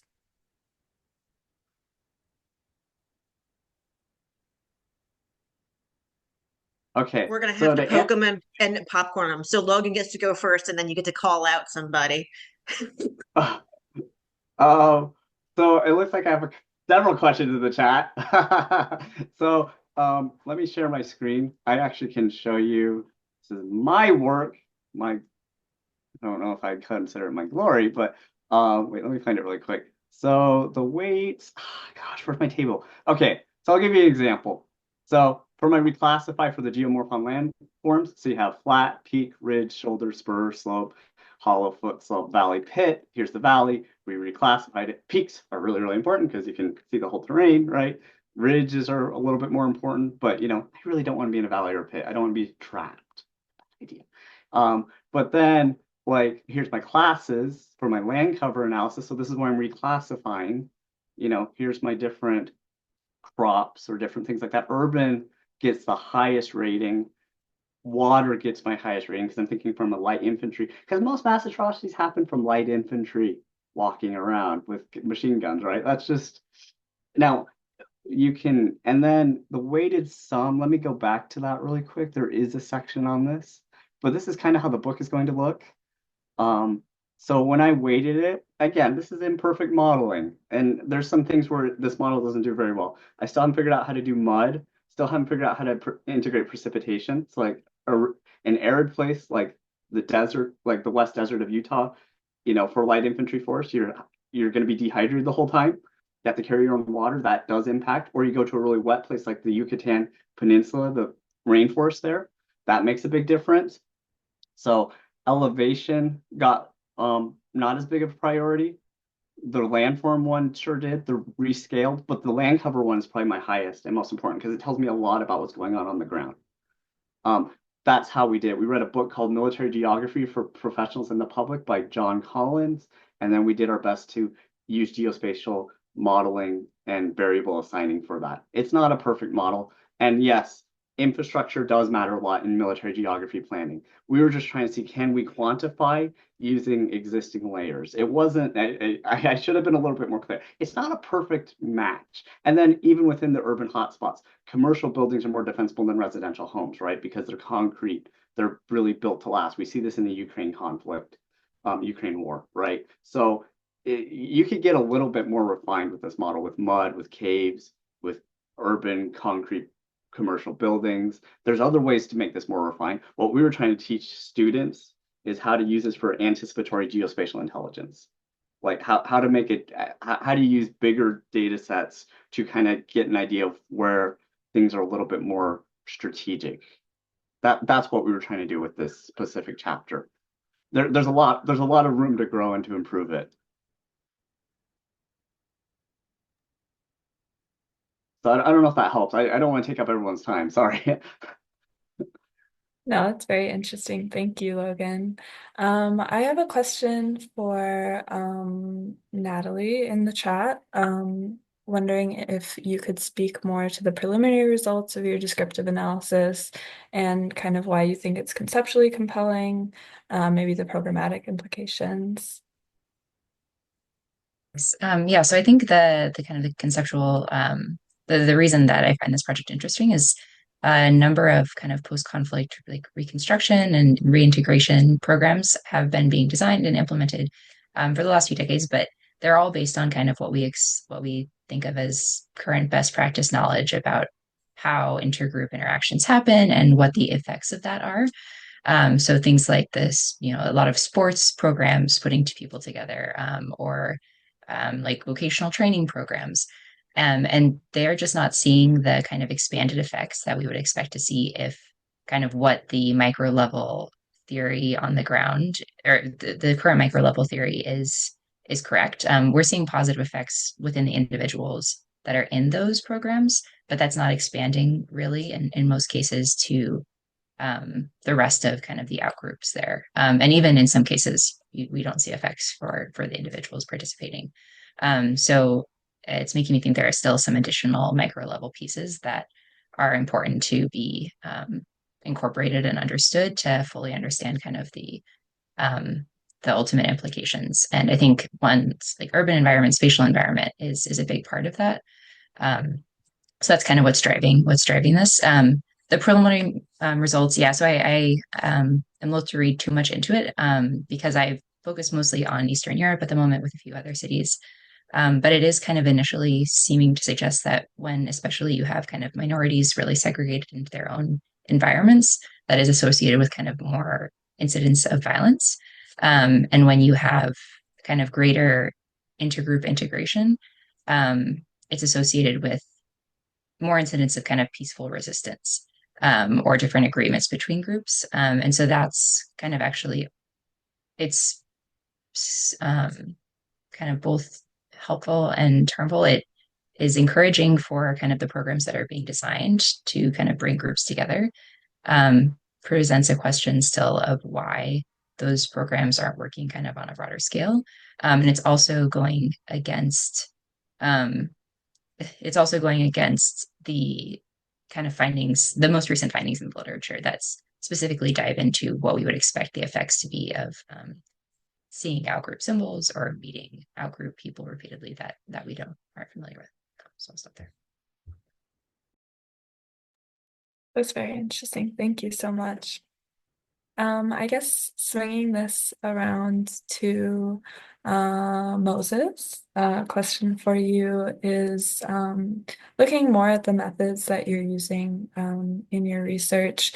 You mentioned doing a regression analysis and looking at the determinants of kidnapping.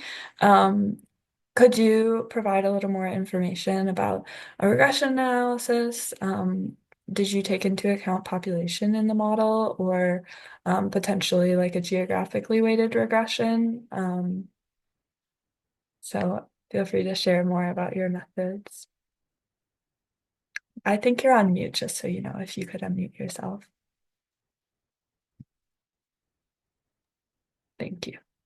Thank you for that question. For the available data, I use a multiple linear regression, but just to test what is available.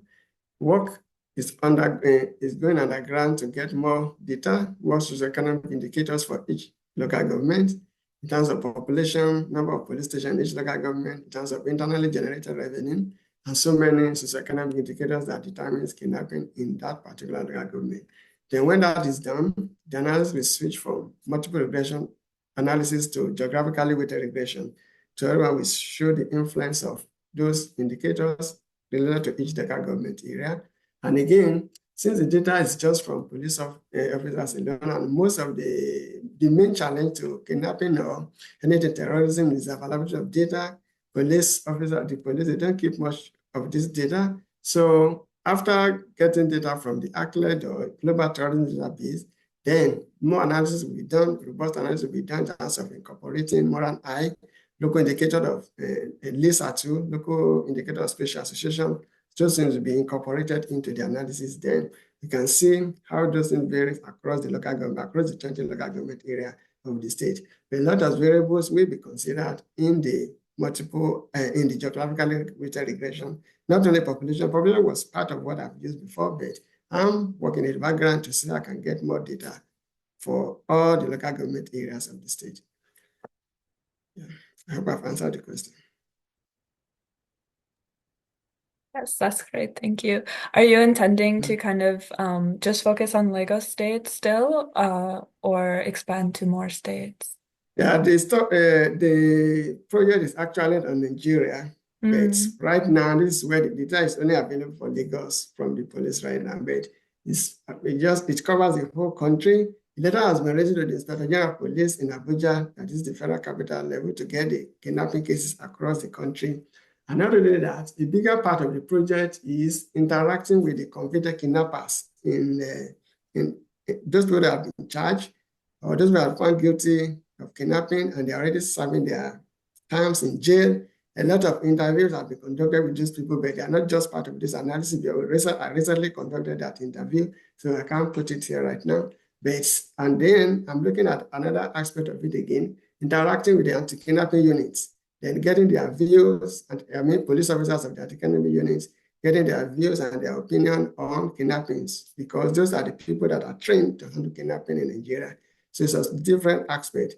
It's based kidnapping records and secondary data, then dealing with police, anti-kidnapping unit, as well as the convicted kidnappers. So there are three aspects of the job. It's just of the study. It's just a data. Right now, we only have data for Lagos State between 2020 and 2025. Thank you. I see. Thank you. So I'll swing over to Felix as well.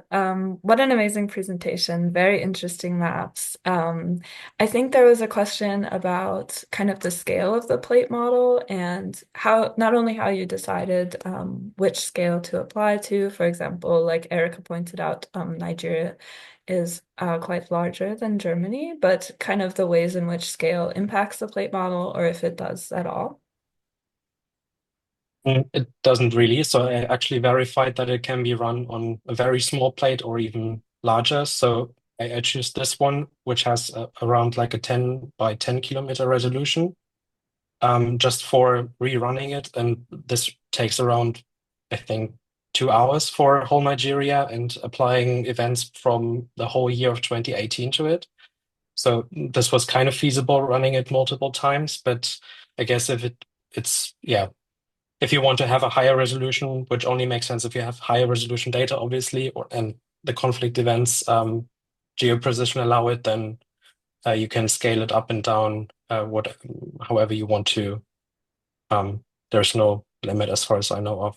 I tested it too quite extensively on the physical side and mathematical side. And also what could be interesting for the computational part of this, and this is also what I found very interesting, combining this engineering and social science part, is that with the advancement in the engineering space, like using AI models to predict those displacements instead of running the differential equations in the background, this could be potentially speed up a lot in the future and also make more complicated by also giving the options, not making that just elastic, but also like what happens with cracking or even like a healing process or something like this. So there's a lot of potential, I think.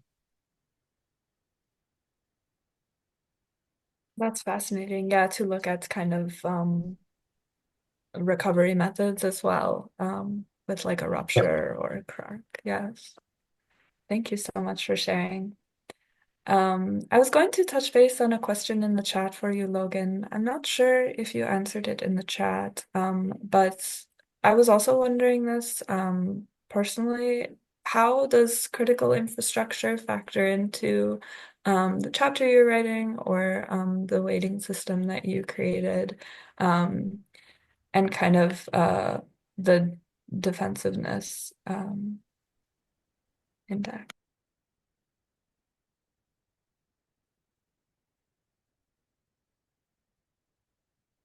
I think you're on mute, Logan. Sorry about that. Unmute. Okay. Hi. Sorry. So I usually what I'll do is I'll use a human geography map or I'll use OpenStreetMap data to kind of simulate that because I don't really have a good way to do that. I'm just using master data, just layering it on, weighted some, making it look a little bit better. But probably the closest thing to what Ukraine looks like right now is, for those of you wondering, like, how does this simulate? This is Vojvodina in northern Serbia.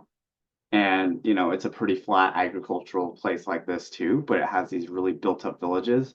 And I think this is kind of what Ukraine looked like. And I think this is what Vladimir Putin didn't expect. And then and then in the green parts, you start adding trenches and minefields and stuff like that. And that really increases, even though it doesn't look very defensible, it can become, and then you have the mud and the precipitation. That makes it a lot more defensible very quickly, which is why we're in a stalemate right now, right? Like but this is kind of, on what I'm trying to show is that the terrain gives me ideas on where to place things. It's a suitability analysis, right? And so this is probably the closest to what it looks like.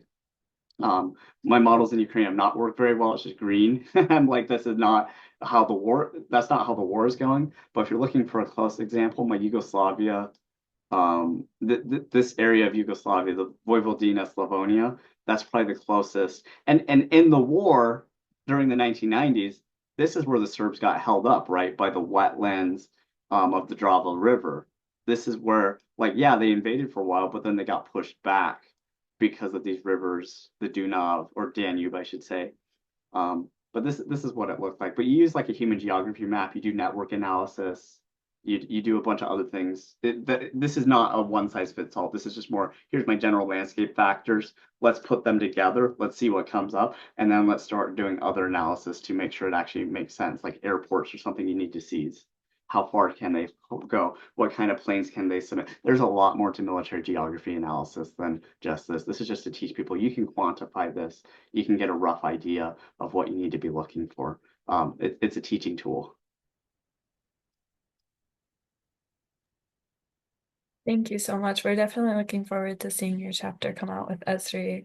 And I'm sure you can reach out to Logan if you're interested in reading that chapter when it comes out as well. So I think that just about does it for our Q&A. Do we have any last questions coming in? Yes, Erica. I am going to be the annoying MC of the day and ask the same question for all of our students as just kind of a final wrap up. First order of business, like awesome work, gives me tons of confidence with regards to like how the science is evolving and how diverse it is. But at the end of the day, what we're here to do is make impact, right? And so my question for each of you, just think about it, and then I'm going to call on somebody first, and then we can kind of go around the horn. But from what you've done so far, what is the most compelling and tangible implications of your work on policy or programming? And so I think I'm going to start off with Felix. It hasn't been shared too much yet, so it doesn't have too much tangible impact. But I'm hoping, because I'm also working for UNICEF as data science support, that will in the future influence our advocacy or even like our disaster preparedness in country offices. So we're still kind of figuring out how to communicate that and how to get that into the right hands. But that's hopefully the tangible impact in the long term run. Interesting. What do you think, Natalie? The hope would be that this would contribute to identifying the highest risk areas, in addition to all of the other risk factors for conflict resurgence, and also to tailoring peace interventions in those areas to the lived environments of the individuals there.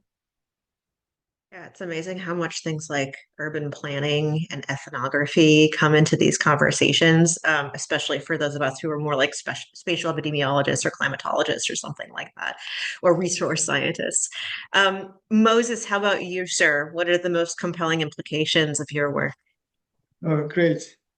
Recently, kidnapping is a big problem in Nigeria, although there has been the trend of kidnapping from time to time, but the modern kidnapping, or organized kidnapping, so to say, started in Niger Delta, has looked like a protest to the horrible situations in their land at that time in early 2006. And the government at all levels, especially the federal government, has tried a lot of things to take out kidnapping, but up to now, it's still a big problem that government has to contend with. Then at the end of this analysis, we'll be able to identify the determinants of kidnapping, especially not only for Lagos State alone, but across the country, that maybe in the Jigawa State or in another part of the country, the Middle Belt or based on the socio-political zones, we will identify those factors that determines kidnapping. Having done that, government will be able to take out those, especially based on this is not part of this presentation, but the interview that I had with the convicted kidnappers, they are mainly posing this problem because of lack of employment and poverty. The government will be able to introduce or maybe something like poverty alleviations, or relevant government agencies come up with policies that will create more jobs across the states or across the country, and then try as much as possible to take out poverty. So that is just the main thing, the main impact of this project. Because yeah, it'll be interesting. It'll be interesting to see. I think running a GWR might be a really compelling thing to do. And says the nerdy spatial scientist. But to think about like establishing the associative relationships across time and space, and then thinking through like, is there actually a causal analysis that we can do that will allow us to intercept or intervene and potentially kind of decrease the number of kidnappings? But awesome work. Logan, bring us home, and then I'll turn it back over to Sophie, and then we will head into break. Can you repeat the question? I'm sorry. I'm not paying attention. Leave it to our students. No, so the question was, what from your research are the most compelling and tangible implications of your work on policy and programming?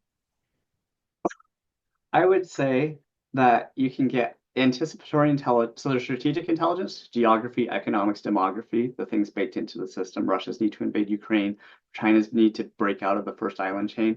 And then I work in anticipatory intelligence, which is what can happen in this baked in world that you're not expecting. So little mass atrocities, COVID-19, Pearl Harbor, things like that. And so what I can do with my predictive military geography models is I can kind of tell you where to look, where to defend, where to put troops, where not, where do I need to shore up my infrastructure or my mind, just to prevent these atrocities from happening.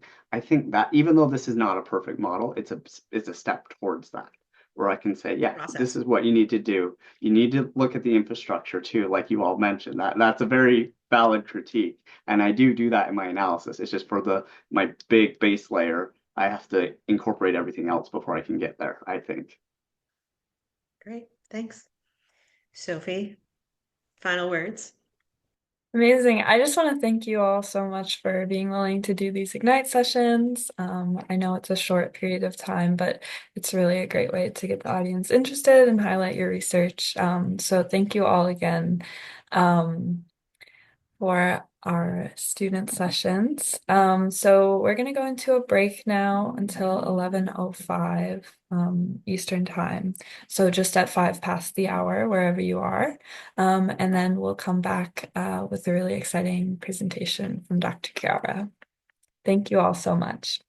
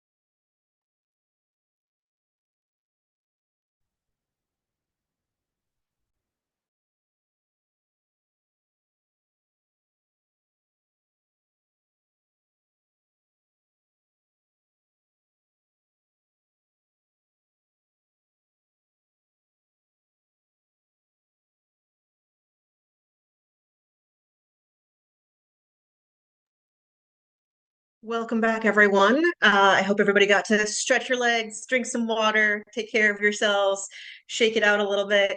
I'm very excited to come back to the second half of our conference today.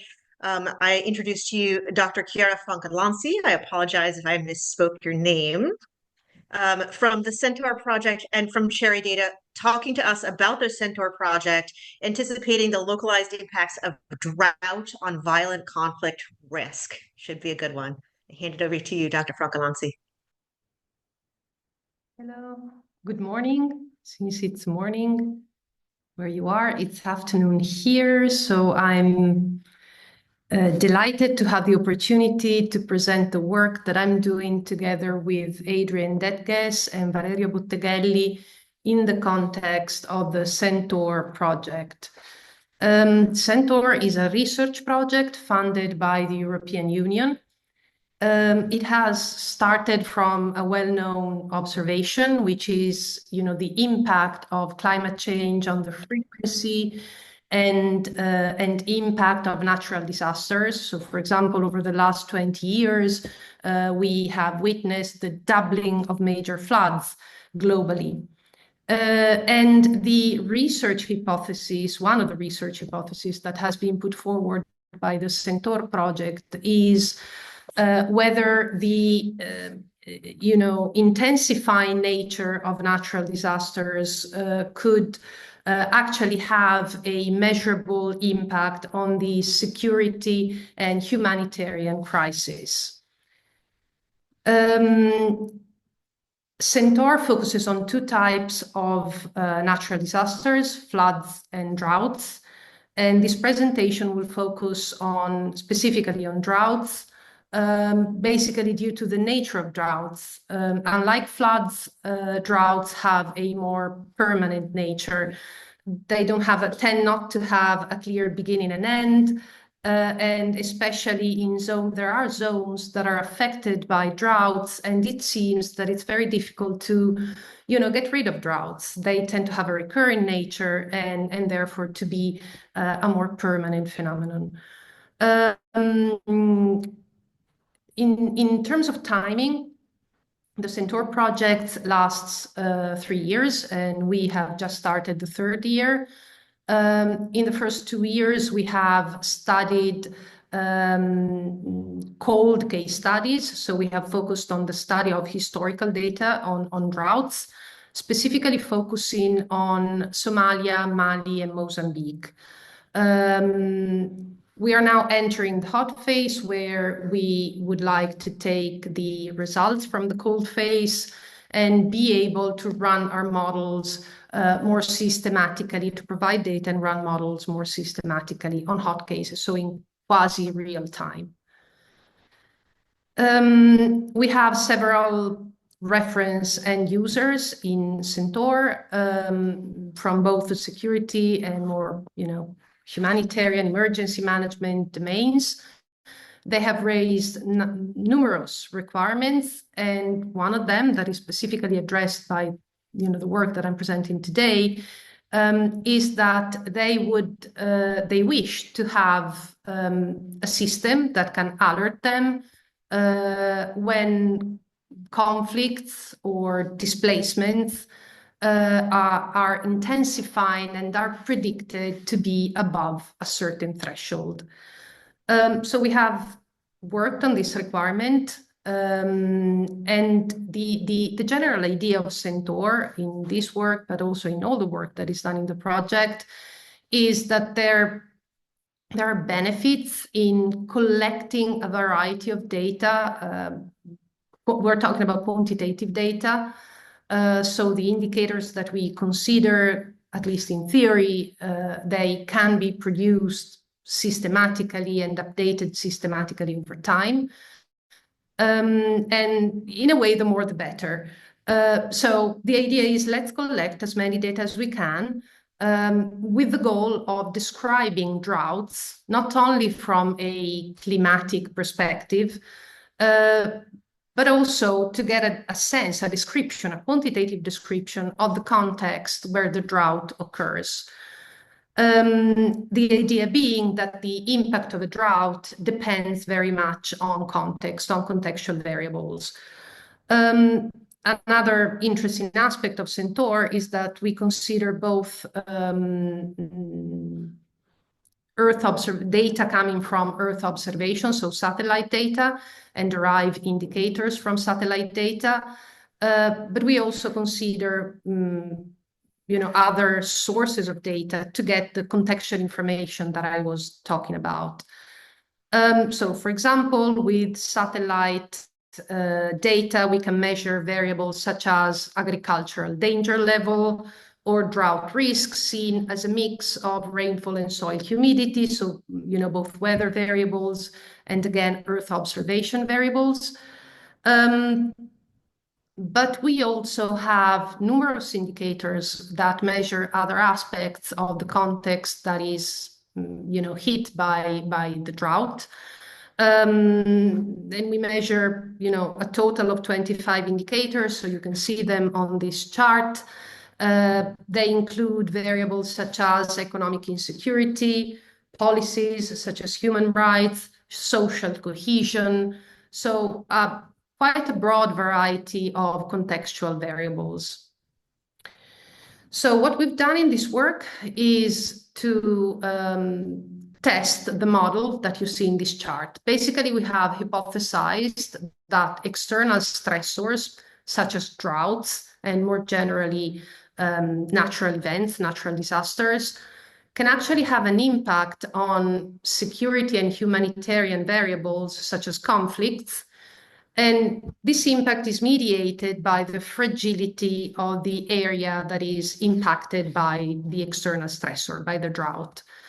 And we draw the definition of fragility from OECD. OECD is an institution that publishes every 2 years a publication that is called States of Fragility. I'm sure you know it. But anyway, at the very beginning of that report, they explain what they mean by fragility, and they see fragility as a combination of exposure to external stressors and the coping capability of the areas exposed to external stressors.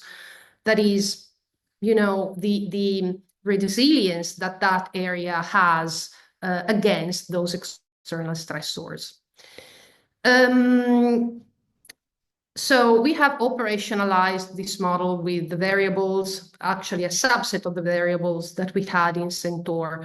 We couldn't use all 25 indicators as we wanted to train to test the model at subnational level, at regional level, and not all indicators were available at regional level. So we had to make a selection. Also, other indicators didn't have enough data, enough time coverage. So we ended up with a selection of indicators. As you can see in this model, we also hypothesized a impact of previous conflicts on future conflicts. This is a well-known relationship in the literature, in previous literature. It's called conflict trap. So basically, previous conflicts increase the likelihood of future conflicts, and also conflicts in neighboring countries or neighboring regions increase the likelihood of future conflicts. So we've taken that into account. We have trained a random forest on data from January 2020 to March 2023 at region month level. So we are predicting the next month, and we have predicted 4 months from December 2022 to March 2023. As you can see, the models are significant, but this level of dependability and accuracy of the models varies with the month that we predict. And by looking at the data, we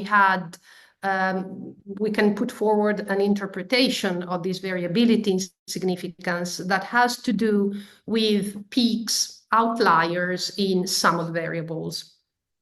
So we have to work on those peaks, but for the time being, we took an easy path, and we looked at maps by, instead of using the absolute number of conflicts that was predicted by the model. We used a qualitative scale from low to high in 5 levels. And if you look at the predicted conflicts in Somalia regions on this quantitative scale and the actual conflicts in Somalia regions, you can see that they resemble each other very much. We're also reporting in this chart the meteorological drought in Somalia regions. And as you can see, there is a tendency to have more conflicts in the regions that are more impacted by drought. But there's no one-to-one correspondence and no precise quantitative correspondence between droughts and conflicts.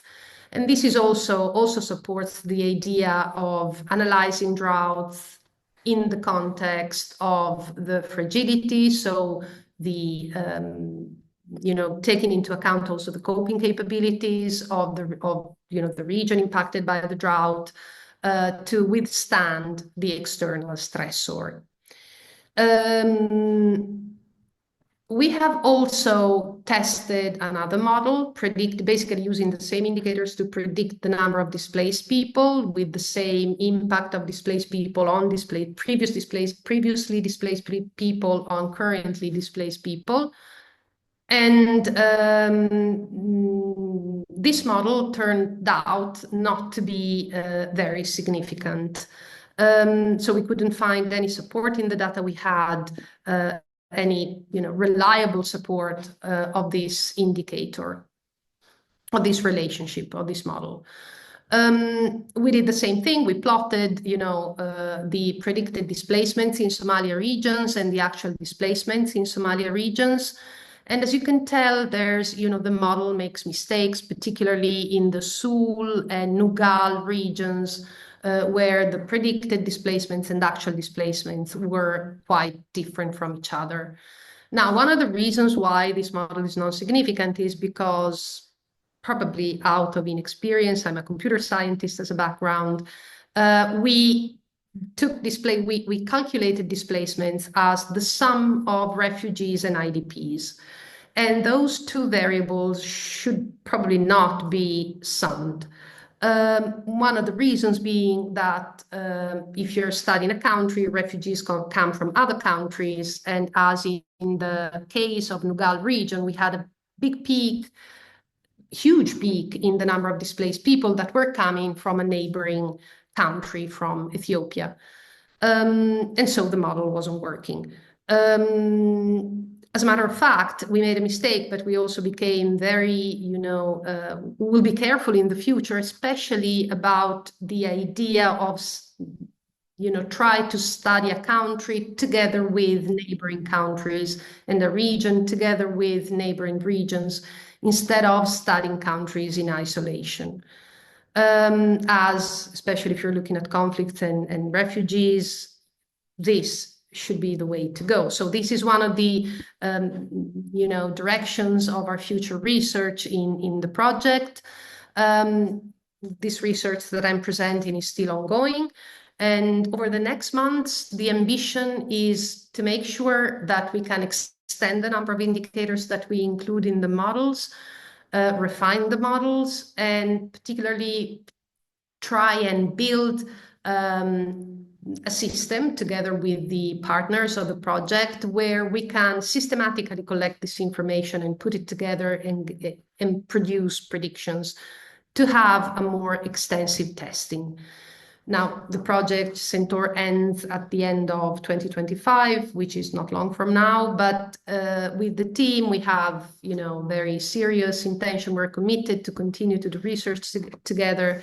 And we're also seeking cooperation also outside the CENTAUR project. And hopefully we'll be able to present updates on our research efforts in the next years. So thank you very much for your attention.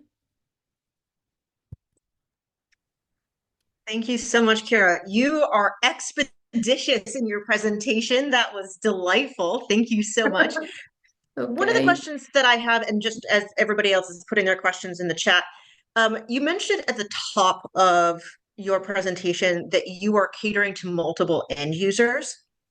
And based upon our experience here at Signal, multiple end users always have different requirements, different decisional thresholds, different like workflows. I'm really curious as to how you're blending together all of those different UI requirements into a model that kind of creates some unified outputs. Yeah, I mean, this is a very good question. And in fact, Complicated, I'm sorry. I acknowledge that is one of our challenges, actually, because we're getting feedback that is not necessarily positive. For example, one of the feedbacks that we're getting is that we have too much of a positivistic approach in trying to predict conflicts, which are a multifaceted, as we've seen today, by the way, in the presentations that have preceded my presentation. There are multifaceted phenomena, so we should be very cautious and take into account more variables before we trust the models and continue the experimentation to make sure that we can trust the models. Of course, different users have different, our goal, we have different constituencies. So one of them is in the project SatGen, which is a security technology provider of security technology in Europe. And they're very active in the project. So we take their feedback into account very much, but we've also tried to take what we did in CENTAUR and see if it could be applied in other areas, particularly with OECD. And that was more difficult. First of all, they're interested, but only at subnational level. So we have to make it work at subnational level, or, it's a no-no. And that's basically what we're working on currently. As everybody, I think, has commented, subnational data and subnational analyses are always so much more complex, but that kind of micro scale level is much more useful often for end users. That's right. So a couple of questions in the chat. First off, Musa, who presented yesterday, who specifically looked at the intersection between migratory flows and conflicts in the DRC, is really curious to hear a little bit more about what your intention is to look at cross-border, cross-country interactions, and like what do you anticipate the project will do as it expands outside of your study region? Yeah, well, let's start from the cross-border, beyond borders analysis. It's true that's one of the key issues that our end users are raising, and but unfortunately, let's say measuring data with the admin hierarchy, admin 0, admin 1, so country, region, province, that is technically easier. While looking at a generic area of interest and getting, right away the indicators is not that easy. So what we're trying to do now is get funding to address specifically that requirement. So be able to draw any area of interest, possibly cross-border, and see how it looks like. Sounds easy, but honestly, it's not, at least not for us. It's not. Okay, so that's what we're working on technically. Then from the point of view of selecting indicators and measuring fragility, that is a different story. By the way, Adrian, who was supposed to give this speech, is more expert than me, and he's the one who's working on that. I'm the tech person here. Yes, in terms of countries, we're trying to expand, and one of the long-term goals is global coverage. We're not sure yet, and we don't see it as a goal that we can achieve short-term. Challenges, correlation in the model. So what we did before the random forest, we actually used linear regression, because linear regression, I didn't present it today, but I believe in linear regression very much because it's clear. It gives you the sign of the correlate. I mean, we all understand it. I mean, it's a common ground. So we started from that, and we actually saw significant and positive impact of droughts on conflicts. That was significant and positive. it was not the most important variable, actually. The most important variable was previous conflicts. So yeah, as has been documented in the past for sure. Exactly. And we found that result, too. As we think through correlation, there's another question in the Q&A. It says, if your model did not show a correlation between droughts and conflicts, are there indicators that droughts could increase the likelihood of future conflicts in the specific scenarios or case studies examined? I'm not sure. Maybe I will answer in the chat so I can read it carefully and see. That's okay. That's okay. I guess one of the other things is thinking through, like, did you break down different types of conflict and No. as like subsequent analyses? Okay. Because that was a question from Luca De Rosa as to whether or not if you did a subset analysis, No. right? If we're thinking about, different like interethnic conflict, or thinking about kind of herder violence, or those pastoral conflicts, I wonder if there would be a greater signal there and more significance in your analysis. It's a good suggestion. We didn't for the time being. Yeah, that's fair. That's fair. There's so much. Luca, I have a question for you. Do you have the capacity to come off mute, Luca De Rosa, and ask your last question in the Q&A and explain it a little bit more?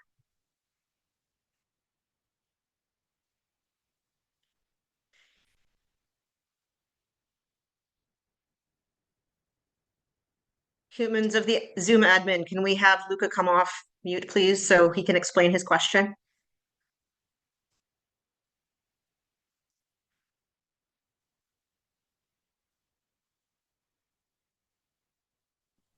Hi. I think I'm. We can hear you, sir. Go ahead. Hi. I'm not sure if the question makes sense in the first place, but you mentioned floods, and you mentioned that they are like intrinsically different than droughts because droughts don't have like a clear beginning or end. And I was wondering if you tested your model taking into account floods, and if there is like a signal with the conflicts, taking that into account instead of maybe not in the same geographical regions, but maybe somewhere else. That's it. With floods, no, actually, we didn't run the model on floods. And the assumption that we made is that if there's a measurable correlation, we thought it would be easier to find it with droughts. So yours is a very interesting question, because also floods now and more tend to have a recurring nature, but we didn't, not yet. Not yet. Future research. A lot of the work that you're presenting and kind of the heterogeneity of the outcome across both time and space reminds me of some of the work that I've done previously with the IOM and CHIRPS data and looking at outmigration. And at some point we found some very anomalous outcomes, and we were like, it doesn't conceptually make sense that decreases in precipitation actually leads to increase in outmigration. And we went back historically to look at things like MDAT, and it turns out that increase in precipitation actually directly correlated to like a cyclone. I'm wondering if you're doing some of that historical contextual analysis with some of these things that don't seem to make sense with the outcomes of your data. Regarding rainfall, we looked at rainfall, and rainfall itself didn't seem to be, so the amount, the centimeters of rain in a region didn't seem to be the best indicator to find a correlation with impact, and also with the likelihood of floods. This is, I'm talking about work that I was marginal in that work, but it was part of the project. So we found that rainfall volatility was more. The anomalous nature. Yeah, exactly. So the fact that it occurs all at once, and then you have extended periods without it, etc. Yeah, that makes sense. Well, this has been exceptional. Dr. Francalanci, do you happen to have any resources or anything that you, or a website or something that you'd like to share in the chat? Because there's a lot of folks who want to read more about this. So if I tried to look up the website for the CENTAUR project and it didn't come out, and I got distracted by your presentation. But if you do have those resources, that would be grand. Really appreciate the work that you and the rest of your team is doing, and thank you so much for filling in and giving this presentation. Thank you very much. It was a pleasure. Brilliant, brilliant. So now we get to switch over from drought to starvation. It's been a very positive day, folks. We're going to switch over to Yousuf Syed Khan, who will be presenting on a spatial analysis and early warning, anticipating starvation as a method of warfare and forced displacement. Yousuf, are you with us? Unfortunately, it appears that he's not in the Zoom meeting quite yet. All right. Well, we will. Oh, he is here. Oh, He says he's here, Jillian. I see that now. Can you share your screen, Yousuf?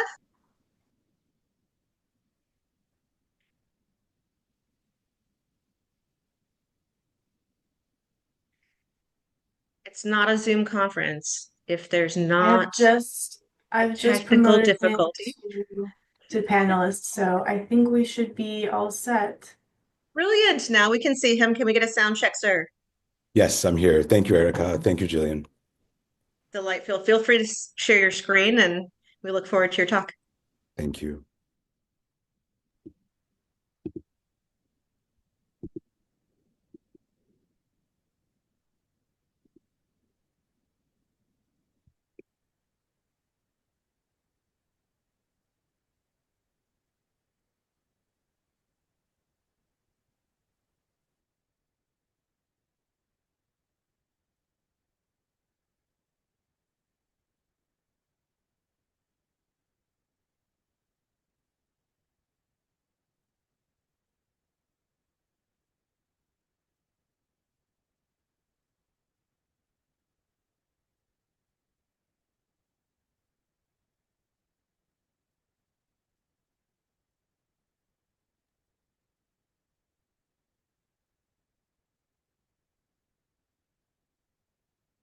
Are you able to see my screen? You go back to that slide, and you see the little button down at the bottom. It looks like not to the right or to the left, where it looks like the little presenter button. Not that one. Presenter button. There it is. Click that button. Thank you. Appreciate it. Yes, sir. Thank you.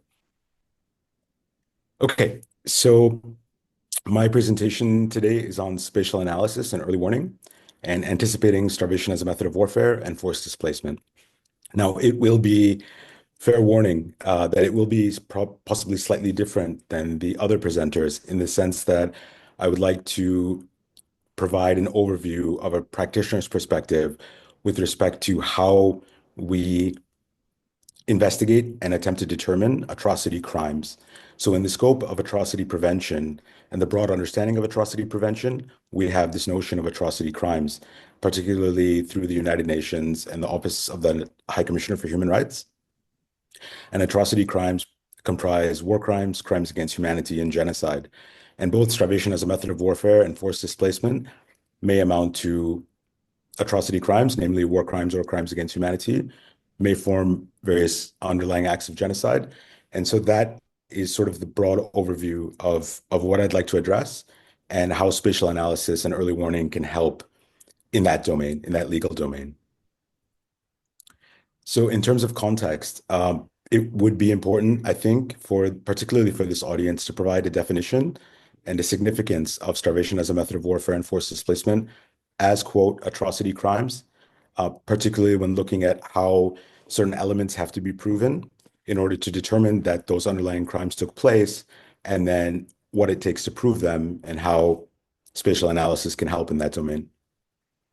I wanted to provide, or at least focus on, among several others, 2 case studies in the East Africa context, where we know there's a significant issue with respect to hunger, famine, and situations of potential famine, as well as food insecurity overall. And that's my UN investigative field experience in Tigray and South Sudan. And again, the goal is to look at how spatial analysis and AI models could improve this atrocity crime prevention, and as well as its determination and the humanitarian response in conflict contexts. So without getting too legal here, I think it's fair to set the stage to start out with a few definitions in terms of what starvation means for human rights actors as opposed to potentially humanitarian actors, and what forced displacement means in order to determine sort of what we have to prove when undertaking our investigations. With respect to starvation as a method of warfare, it's fairly straightforward. It's prohibited to attack, destroy, remove, or render useless objects indispensable to the survival of the civilian population. The Geneva Conventions, which form the basis of international humanitarian law, provide a non-exhaustive list of various types of these objects considered indispensable to the survival of the civilian population. And these include foodstuffs, agricultural areas for the production of foodstuffs, crops, livestock, drinking water installations, supplies and irrigation works. I mean, this can obviously include agricultural land, etc. Now, moving on to forced displacement, there's also a similar prohibition, which is intrinsically linked, which I'll get to, which is that parties to armed conflicts can't order, in the non-international armed conflict context, the displacement of the civilian population in whole or in part for reasons related to the conflict, unless there's an imperative military security reason that demands it. So why these two crimes? Well, there's an intrinsic link over the past decade between starvation as a method of warfare and forced displacement. Beginning in 2015 with the siege of Madaya, through the siege of Aleppo, Eastern Ghouta, all the way to Yemen, to Ukraine with the siege of Mariupol, Chernihiv, as well as in Al-Fashir, Sudan, in North Gaza, we have this intrinsic link.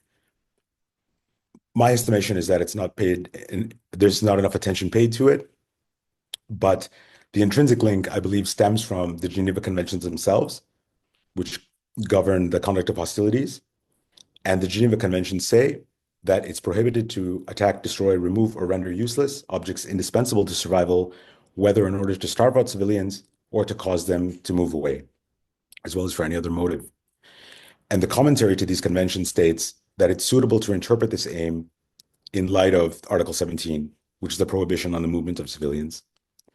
So as we move forward in these slides and in this presentation, we'll start seeing that there is an intrinsic link and nexus between these crimes that has sort of been quite evident over the past decade. Again, quickly for background, in May 2018, the United Nations Security Council indeed finally recognized that there's a pattern of conduct here and stated that the impact of armed conflict on food insecurity can be direct, such as displacement from land, livestock grazing areas, and fishing grounds, and further stressed that food insecurity can be drivers of forced displacement. And for those of us operating in this specific field, this was quite a big development. So again, with atrocity crimes prevention and the notion of UN investigations, before we get into the actual facts, the Office of the United Nations High Commissioner for Human Rights has a framework of analysis for atrocity crimes, which notes that it's a tool for prevention. This analysis itself mentions displacement, although it focuses on civilian populations when underlying causes or displacement is unresolved. So for example, it focuses on the notion that individuals may still be displaced abroad or inside internally displacement camps, and this could be sort of a basis for future atrocity crimes. It has been left, particularly again over the past decade, to independent UN investigative bodies, including on Tigray, Ethiopia, and in South Sudan, as well as several others, to determine that there is a deliberate use of starvation as a method of warfare by the belligerents, as well as forced displacement, and that there's been this attendant and concomitant link. And again, for purposes of this presentation of atrocity prevention, an atrocity crime is a war crime. So moving on to the substance then, now that the definitions are out of the way, we can look at some of the contexts in which starvation and displacement have occurred and how they've been documented by UN investigative mechanisms over the past 9 to 10 years. With respect to starvation, the number one underlying, I would say, cause is siege warfare. Now, we might not necessarily appreciate the extent to which siege warfare is used. Sieges like Aleppo, Eastern Ghouta, the siege of Al-Fasher, the siege of Mariupol, these tend to make the news. But there have been dozens upon dozens upon dozens of sieges that have been perpetrated over the past 10 years with the explicit aim to starve civilians as well as to move them out for purposes of demographic engineering. And with respect to spatial analysis, we're going to come to how we can help address this. A second form of starvation as a method of warfare has been village-to-village battles, where the belligerents, particularly in the East Africa context, pillage and loot from civilians, including their very few crops, such as sorghum, cassava, okra. And this is done deliberately. A third way in which starvation as a method of warfare is perpetrated is the destruction of objects indispensable to survival. Here we have the burning of agricultural areas, attacks against electricity infrastructure. Some of you may know that some high-level commanders have arrest warrants against them by the International Criminal Court for that conduct, as well as the laying of land and sea mines around agricultural areas or around agricultural silos and grain silos in the context of Ukraine. Now, similarly, I want to mirror that in the context of forced displacement, again, to set the stage. In the context of sieges, the way that sieges have been laid by belligerents over the past 10 years has been to force capitulation and induce demographic engineering. Nearly all of the sieges that I've worked on in the UN context across 4-country contexts has been to force parties to relinquish the territory over which they have control in order to move them out, them as well as their family members, in order to put pro-government, let's say, sympathizers in. Secondly, forced displacement occurs during village-to-village battles. This could happen in the context of murders, conflict-related sexual violence, some very brutal acts of rape, etc., as well as in addition to pillaging and looting the foodstuffs of these extremely vulnerable populations. And we'll see that in the context of both South Sudan and Ethiopia. And then lastly, similar to starvation, forced displacement has involved the destruction of objects indispensable to civilian survival, which necessitates or equals, let's say, a form of resource deprivation. And this also occurs with the laying of land and sea mines. So moving on perhaps a little bit more to the substance of some of what these investigative bodies have found, we can start with South Sudan. Tracing the trajectory of attacks in South Sudan in the context of food insecurity, starvation, as well as forced displacement, the Commission on Human Rights in South Sudan found that between January 2017 and November 2018, 6 different areas were attacked. And in each of those 6 areas, the crops of civilians were pillaged. And we're talking thousands upon thousands of civilians were deliberately pillaged and looted, as well as there was an underlying, let's say, motive that it was in order to not only deprive and starve, but to move those individuals out of those areas. And this took place over the course of 2 years. The Commission on Human Rights in South Sudan found that during this period, those civilians living under the control of opposition forces were deliberately denied critical resources in acts amounting to collective punishment, which is also an underlying theme in the context of starvation and forced displacement. We see collective punishment across all of these contexts. Now, I want to focus a little bit on this notion of going village by village and what it means for us and perhaps our discussion today. The Commission on Human Rights in South Sudan made this finding in 2020, although this conduct was carried out between 2017 and 2018. Now, when we talk about atrocity prevention, why would something like this be looked at 2 years later? In East Africa, in particular the context on which I've worked, I'm currently working on Sudan, but I've worked on South Sudan as well as Ethiopia, Tigray. It's been extremely difficult for not only humanitarian actors, but particularly human rights actors to predict the trajectory of where populations would end up going once, for example, the first in a series of villages was attacked. Somebody might note that mobility data might be useful in addressing this course of conduct, but it's virtually impossible in the context of extremely remote bush areas to try to rely on mobility data as any sort of representative sample of where individuals might go. In terms of looking at persons of interest in Ukraine, I'm just making a little bit of a contrast here. Mobility data was extremely useful, but in the context of East Africa, it is not the same. So one thing we really have to appreciate is how to warn civilian populations, as well as to how to set up humanitarian points for safety. And how can we anticipate where those humanitarian points will be, knowing that in South Sudan and Ethiopia, as well as other contexts, this village by village conduct continues until the last resources available to the belligerents to pillage or loot, if that makes sense. Moving on to Tigray in Ethiopia, I was also involved on the UN Commission on Human Rights in Tigray, or in Ethiopia, and worked on the siege of Tigray from November 2020 to November 2022. A little bit maybe pause here with respect to siege warfare. Over the past decade, there have been 5 different country contexts solely upon which I've worked, and again, dozens upon dozens of similar sieges with the underlying aim of inducing demographic engineering. I think this is extremely important when we look at how to identify a siege at the earliest stage, not only in the starvation context, but also in terms of what the aim of the underlying siege is. If we can take a pause and say, across 5 different country contexts, that the underlying aim of the siege was to induce demographic engineering, we can likely anticipate future potential intent and motive, as well as conduct by belligerents to armed conflicts.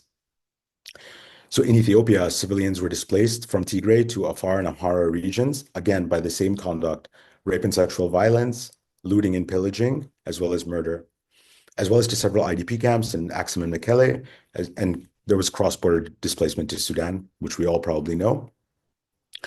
Not to Eritrea, because Eritrea was, let's say, party to the conflict. So with respect to siege and laying of the siege of Tigray, I think it's really important to note from this legal perspective that international law itself does not define sieges. It doesn't define siege warfare. It doesn't define when a siege begins nor ends, which is extremely, extremely crucial. It rather, the Geneva Conventions again, 1, 2, and 4, refer to besieged, quote, or encircled areas.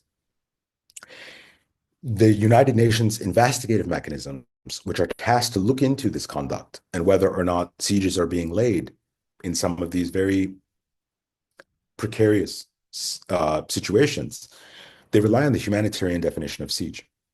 So what does the Office of Humanitarian Affairs, of the Coordination for Humanitarian Affairs, say? It says that a siege is an area surrounded by armed actors with sustained effect, that humanitarian assistance cannot regularly enter, and civilians, the sick and wounded, cannot regularly exit the area. Okay. Is that not too late? Is that not too late for the international community to address this underlying criminal conduct that takes place in the context of siege warfare? We know from experience that the sieges across Ukraine, as well as Syria, as well as Tigray, involve severing access to communication lines as part and parcel of a strategy, not only to disconnect the ability of opposition forces to communicate with one another, but in order to really hamper the ability of civilians to find potential humanitarian access points, to find food distribution points, or to exit. So by the time, and this is a little bit of a caveat here, but international humanitarian law requires strategic and operational consent. So there are 2 levels of consent before humanitarian actors can even provide goods and provisions to besieged areas. So by the time the humanitarian definition is relied upon, we're a bit too late. You're already creating looming hunger crises, severe acute malnutrition. We know from recent examples, which I probably don't have to mention, that baby formula for pregnant mothers is not allowed to enter certain besieged locales. And in this way, there's a need to determine how a besieged area, or how to understand through spatial analysis that an area is besieged before the humanitarian definition. I would say in this context that obviously satellite imagery analysis is important. And then there's a little bit more that I'll get into in the next slides. Perhaps another thing to mention in the context of East African conflicts is, and I'm sure that my co-presenters have addressed this over the past day or two, is the notion of foreseeability. Starvation as a method of warfare, as opposed to just general hunger or incidental hunger, requires an intent to starve civilians as a method of warfare, quote unquote. Again, with respect to East Africa, there's a concept known as the seasonality of violence, that belligerents, not only because they are forced to carry out certain acts during the bifurcated weather seasons, rainy season versus dry season, they deliberately do so in order to disrupt the planting and harvest seasons. Maybe it's worth mentioning a little bit of the state of play of where UN investigations are in this context. So for those of you who are interested in supporting or understanding what some of the gaps are and how some of these gaps can be addressed. Pursuant to their methodology, they generally speak to victim survivors, witnesses, defectors. That's on the one hand, there are interviews. With respect to OSINT, Yale Humanitarian Research Lab, Natty Ray has done profound work on identifying networks of checkpoints. This has been done in Ukraine in the context of the siege of Mariupol, specifically to look at filtration centers. They identified 21, whether aid convoys are returned and whether or not they're able to enter, attacks against objects indispensable to survival, which is another element of the crime, markets, hospitals, water stations, energy infrastructure, electricity pylons, etc. And maybe something that's perhaps not so relevant is the forensic preservation of intent and statements by government officials or the belligerents. And this, when I say it's a state of play, it's sort of the limit to where UN investigations are at the moment. So seeing sort of what the conduct has been that's transpired over the past decade, understanding that there's extremely nuanced pattern criminality, and seeing the limitations in some of the state of play can help us understand how these investigations can be improved. So for spatial analysis in the starvation context, beyond satellite imagery, as I mentioned, which is the primary sort of impetus for how findings are made, UN investigative mandates are for the most part not employing other forms of spatial analysis, GIS mapping, population density data, or mobility tracking. We all might know that the IPC framework for determining famine is ex post facto, which creates its own complications in terms of humanitarian response. Nor is there really a nuanced ability to proactively identify starvation tactics, for example, sieges. Detecting OIS resource denial indicators such as burn fields, roadblocks, and destroyed markets is something that is uniquely needed for UN-mandated investigative mechanisms. Another thing that's uniquely desired is population density and mobility maps in order to track displacement where possible, looking at, for example, the context of East Africa, where sometimes the more remote areas, this is not feasible, and as well as AI-based predictive displacement modeling. There's issues with current displacement modeling that I would say are not necessarily fully transposable to United Nations investigations, which is that the factors that are taken into consideration, for example, by the DRC's model of foresight, look at economic, climate, and political violence. But when you're trying to attribute criminal responsibility to an actor, you want to isolate intentional conduct and not incidental conduct, such as climate change, general political violence, or economic harm where it's not done deliberately.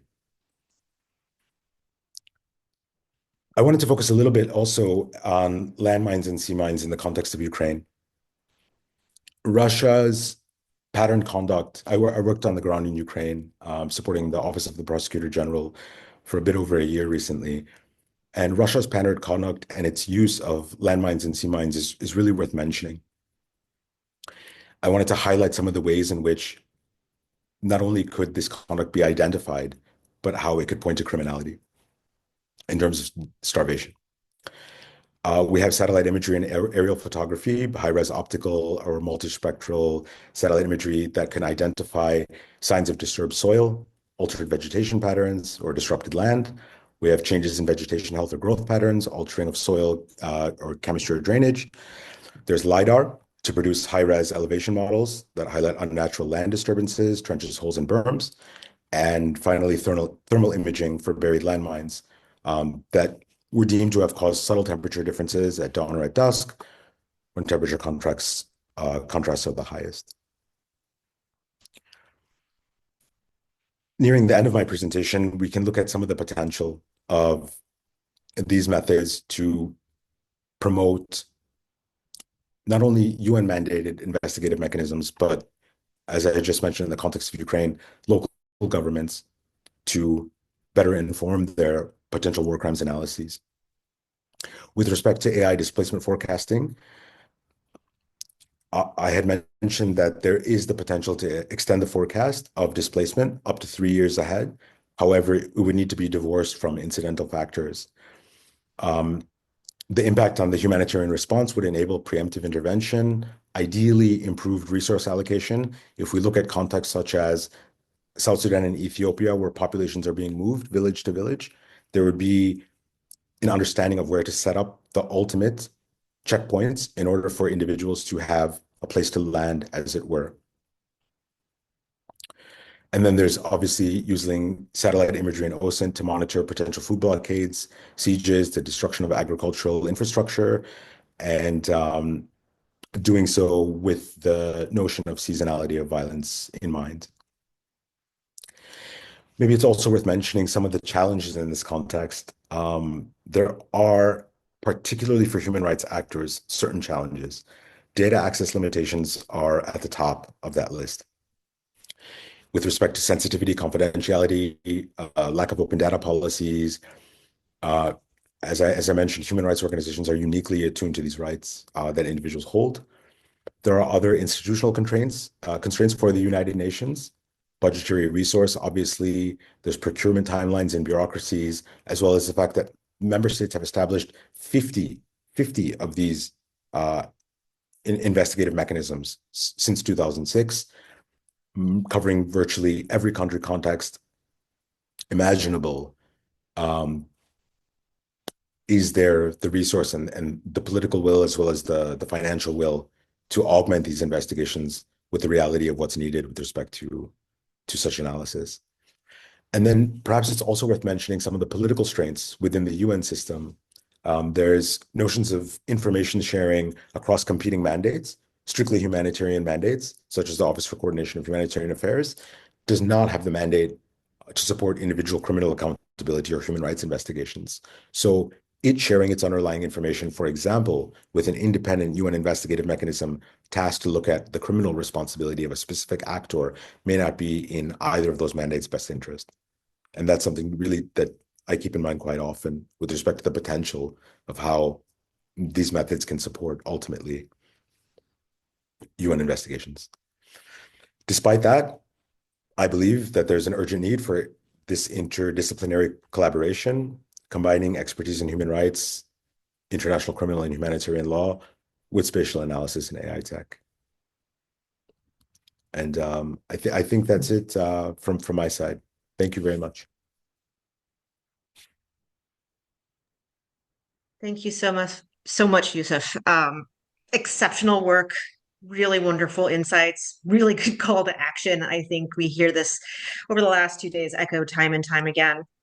I know that there is some interest in folks reading more about your work. So if you have publications, websites, anything like that that you can share with the community, that'll be great. But in interest of time and respect for everybody's kind of next steps in their lives, I'm going to move forward. If there are any questions in the chat, feel free to answer them asynchronously.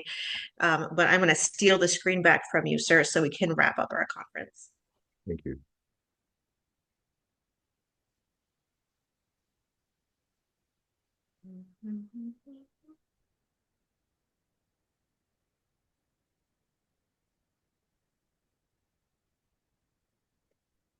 Oh, okay, everyone.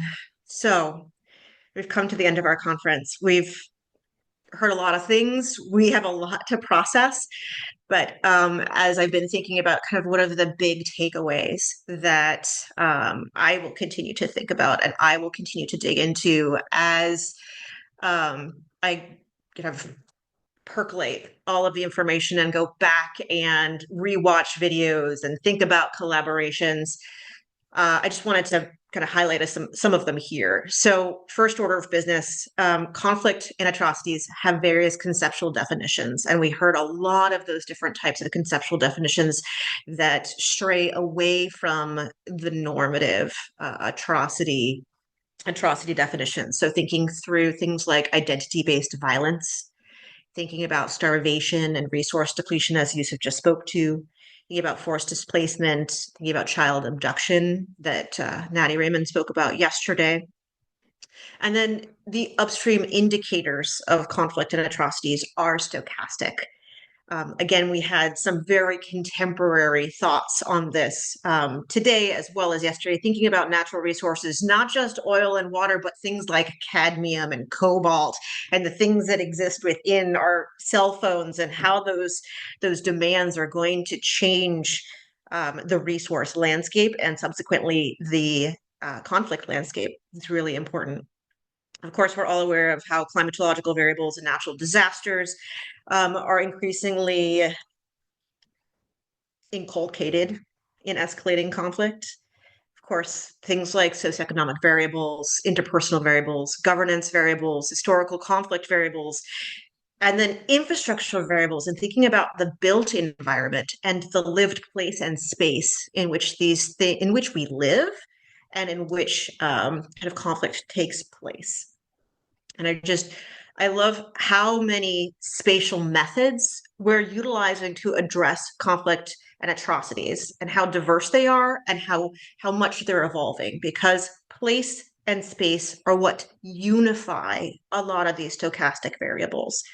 Over the course of the last 2 days, we've thought about various types of spatial data. We've thought about satellite imagery. We've thought about, geographic ethnography data. We've seen spatially explicit applications and participatory mapping. We've seen some descriptive spatial analytics. We've seen some very complex spatial modeling, as our colleague from the CENTAUR project showed us today. We've seen geographic anticipatory modeling, thinking about military intelligence and how can we utilize that for the humanitarian space and for the conflict transformation space.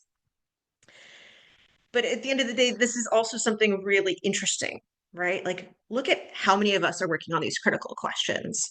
I think we really are starting to break down our silos. And I really urge you to continue to break down silos and to look across LMICs and HICs, to look to our practitioners, our folks in industry, policymakers, and academics. And then to really, again, the last 2 days, think about cross-disciplinary work, interdisciplinary work, whichever of those you like, thinking about integrating lawyers, technologists, epidemiologists, urban planners, and architects into your work, because we have to keep working together. As Natty Raymond said yesterday, our work is exigent. I literally just pulled this from the ACLID Conflict Severity Index. So many of our communities are experiencing extremely severe conflicts. They're experiencing tremendous amounts of atrocities, no matter how we define them. And so I think, given this difficult socio-political and historical moment, I ask you all to continue to reach across our silos, continue doing your work, speak the truth of the data as you could possibly do that, because we all know these things are biased. But keep on doing the good work. We all really appreciate you. And certainly if you want to reach out to us at the Atrocity Prevention Lab, feel free to do so. I've also included the Humanitarian Geoanalytics email at the bottom here. And then lastly, if you did not fill out the link to the conference survey, the post survey yesterday, please do so now. It helps us to really think about how do we evolve this space? How do we continue to amplify other people's work? And then lastly, we are going to continue to be here, right? We have a LinkedIn profile. We had a bunch of different people who couldn't present given the constraints of this conference. And so we hope to highlight some of their work in the future. So certainly follow us, reach out, look at the APL website, and continue to engage.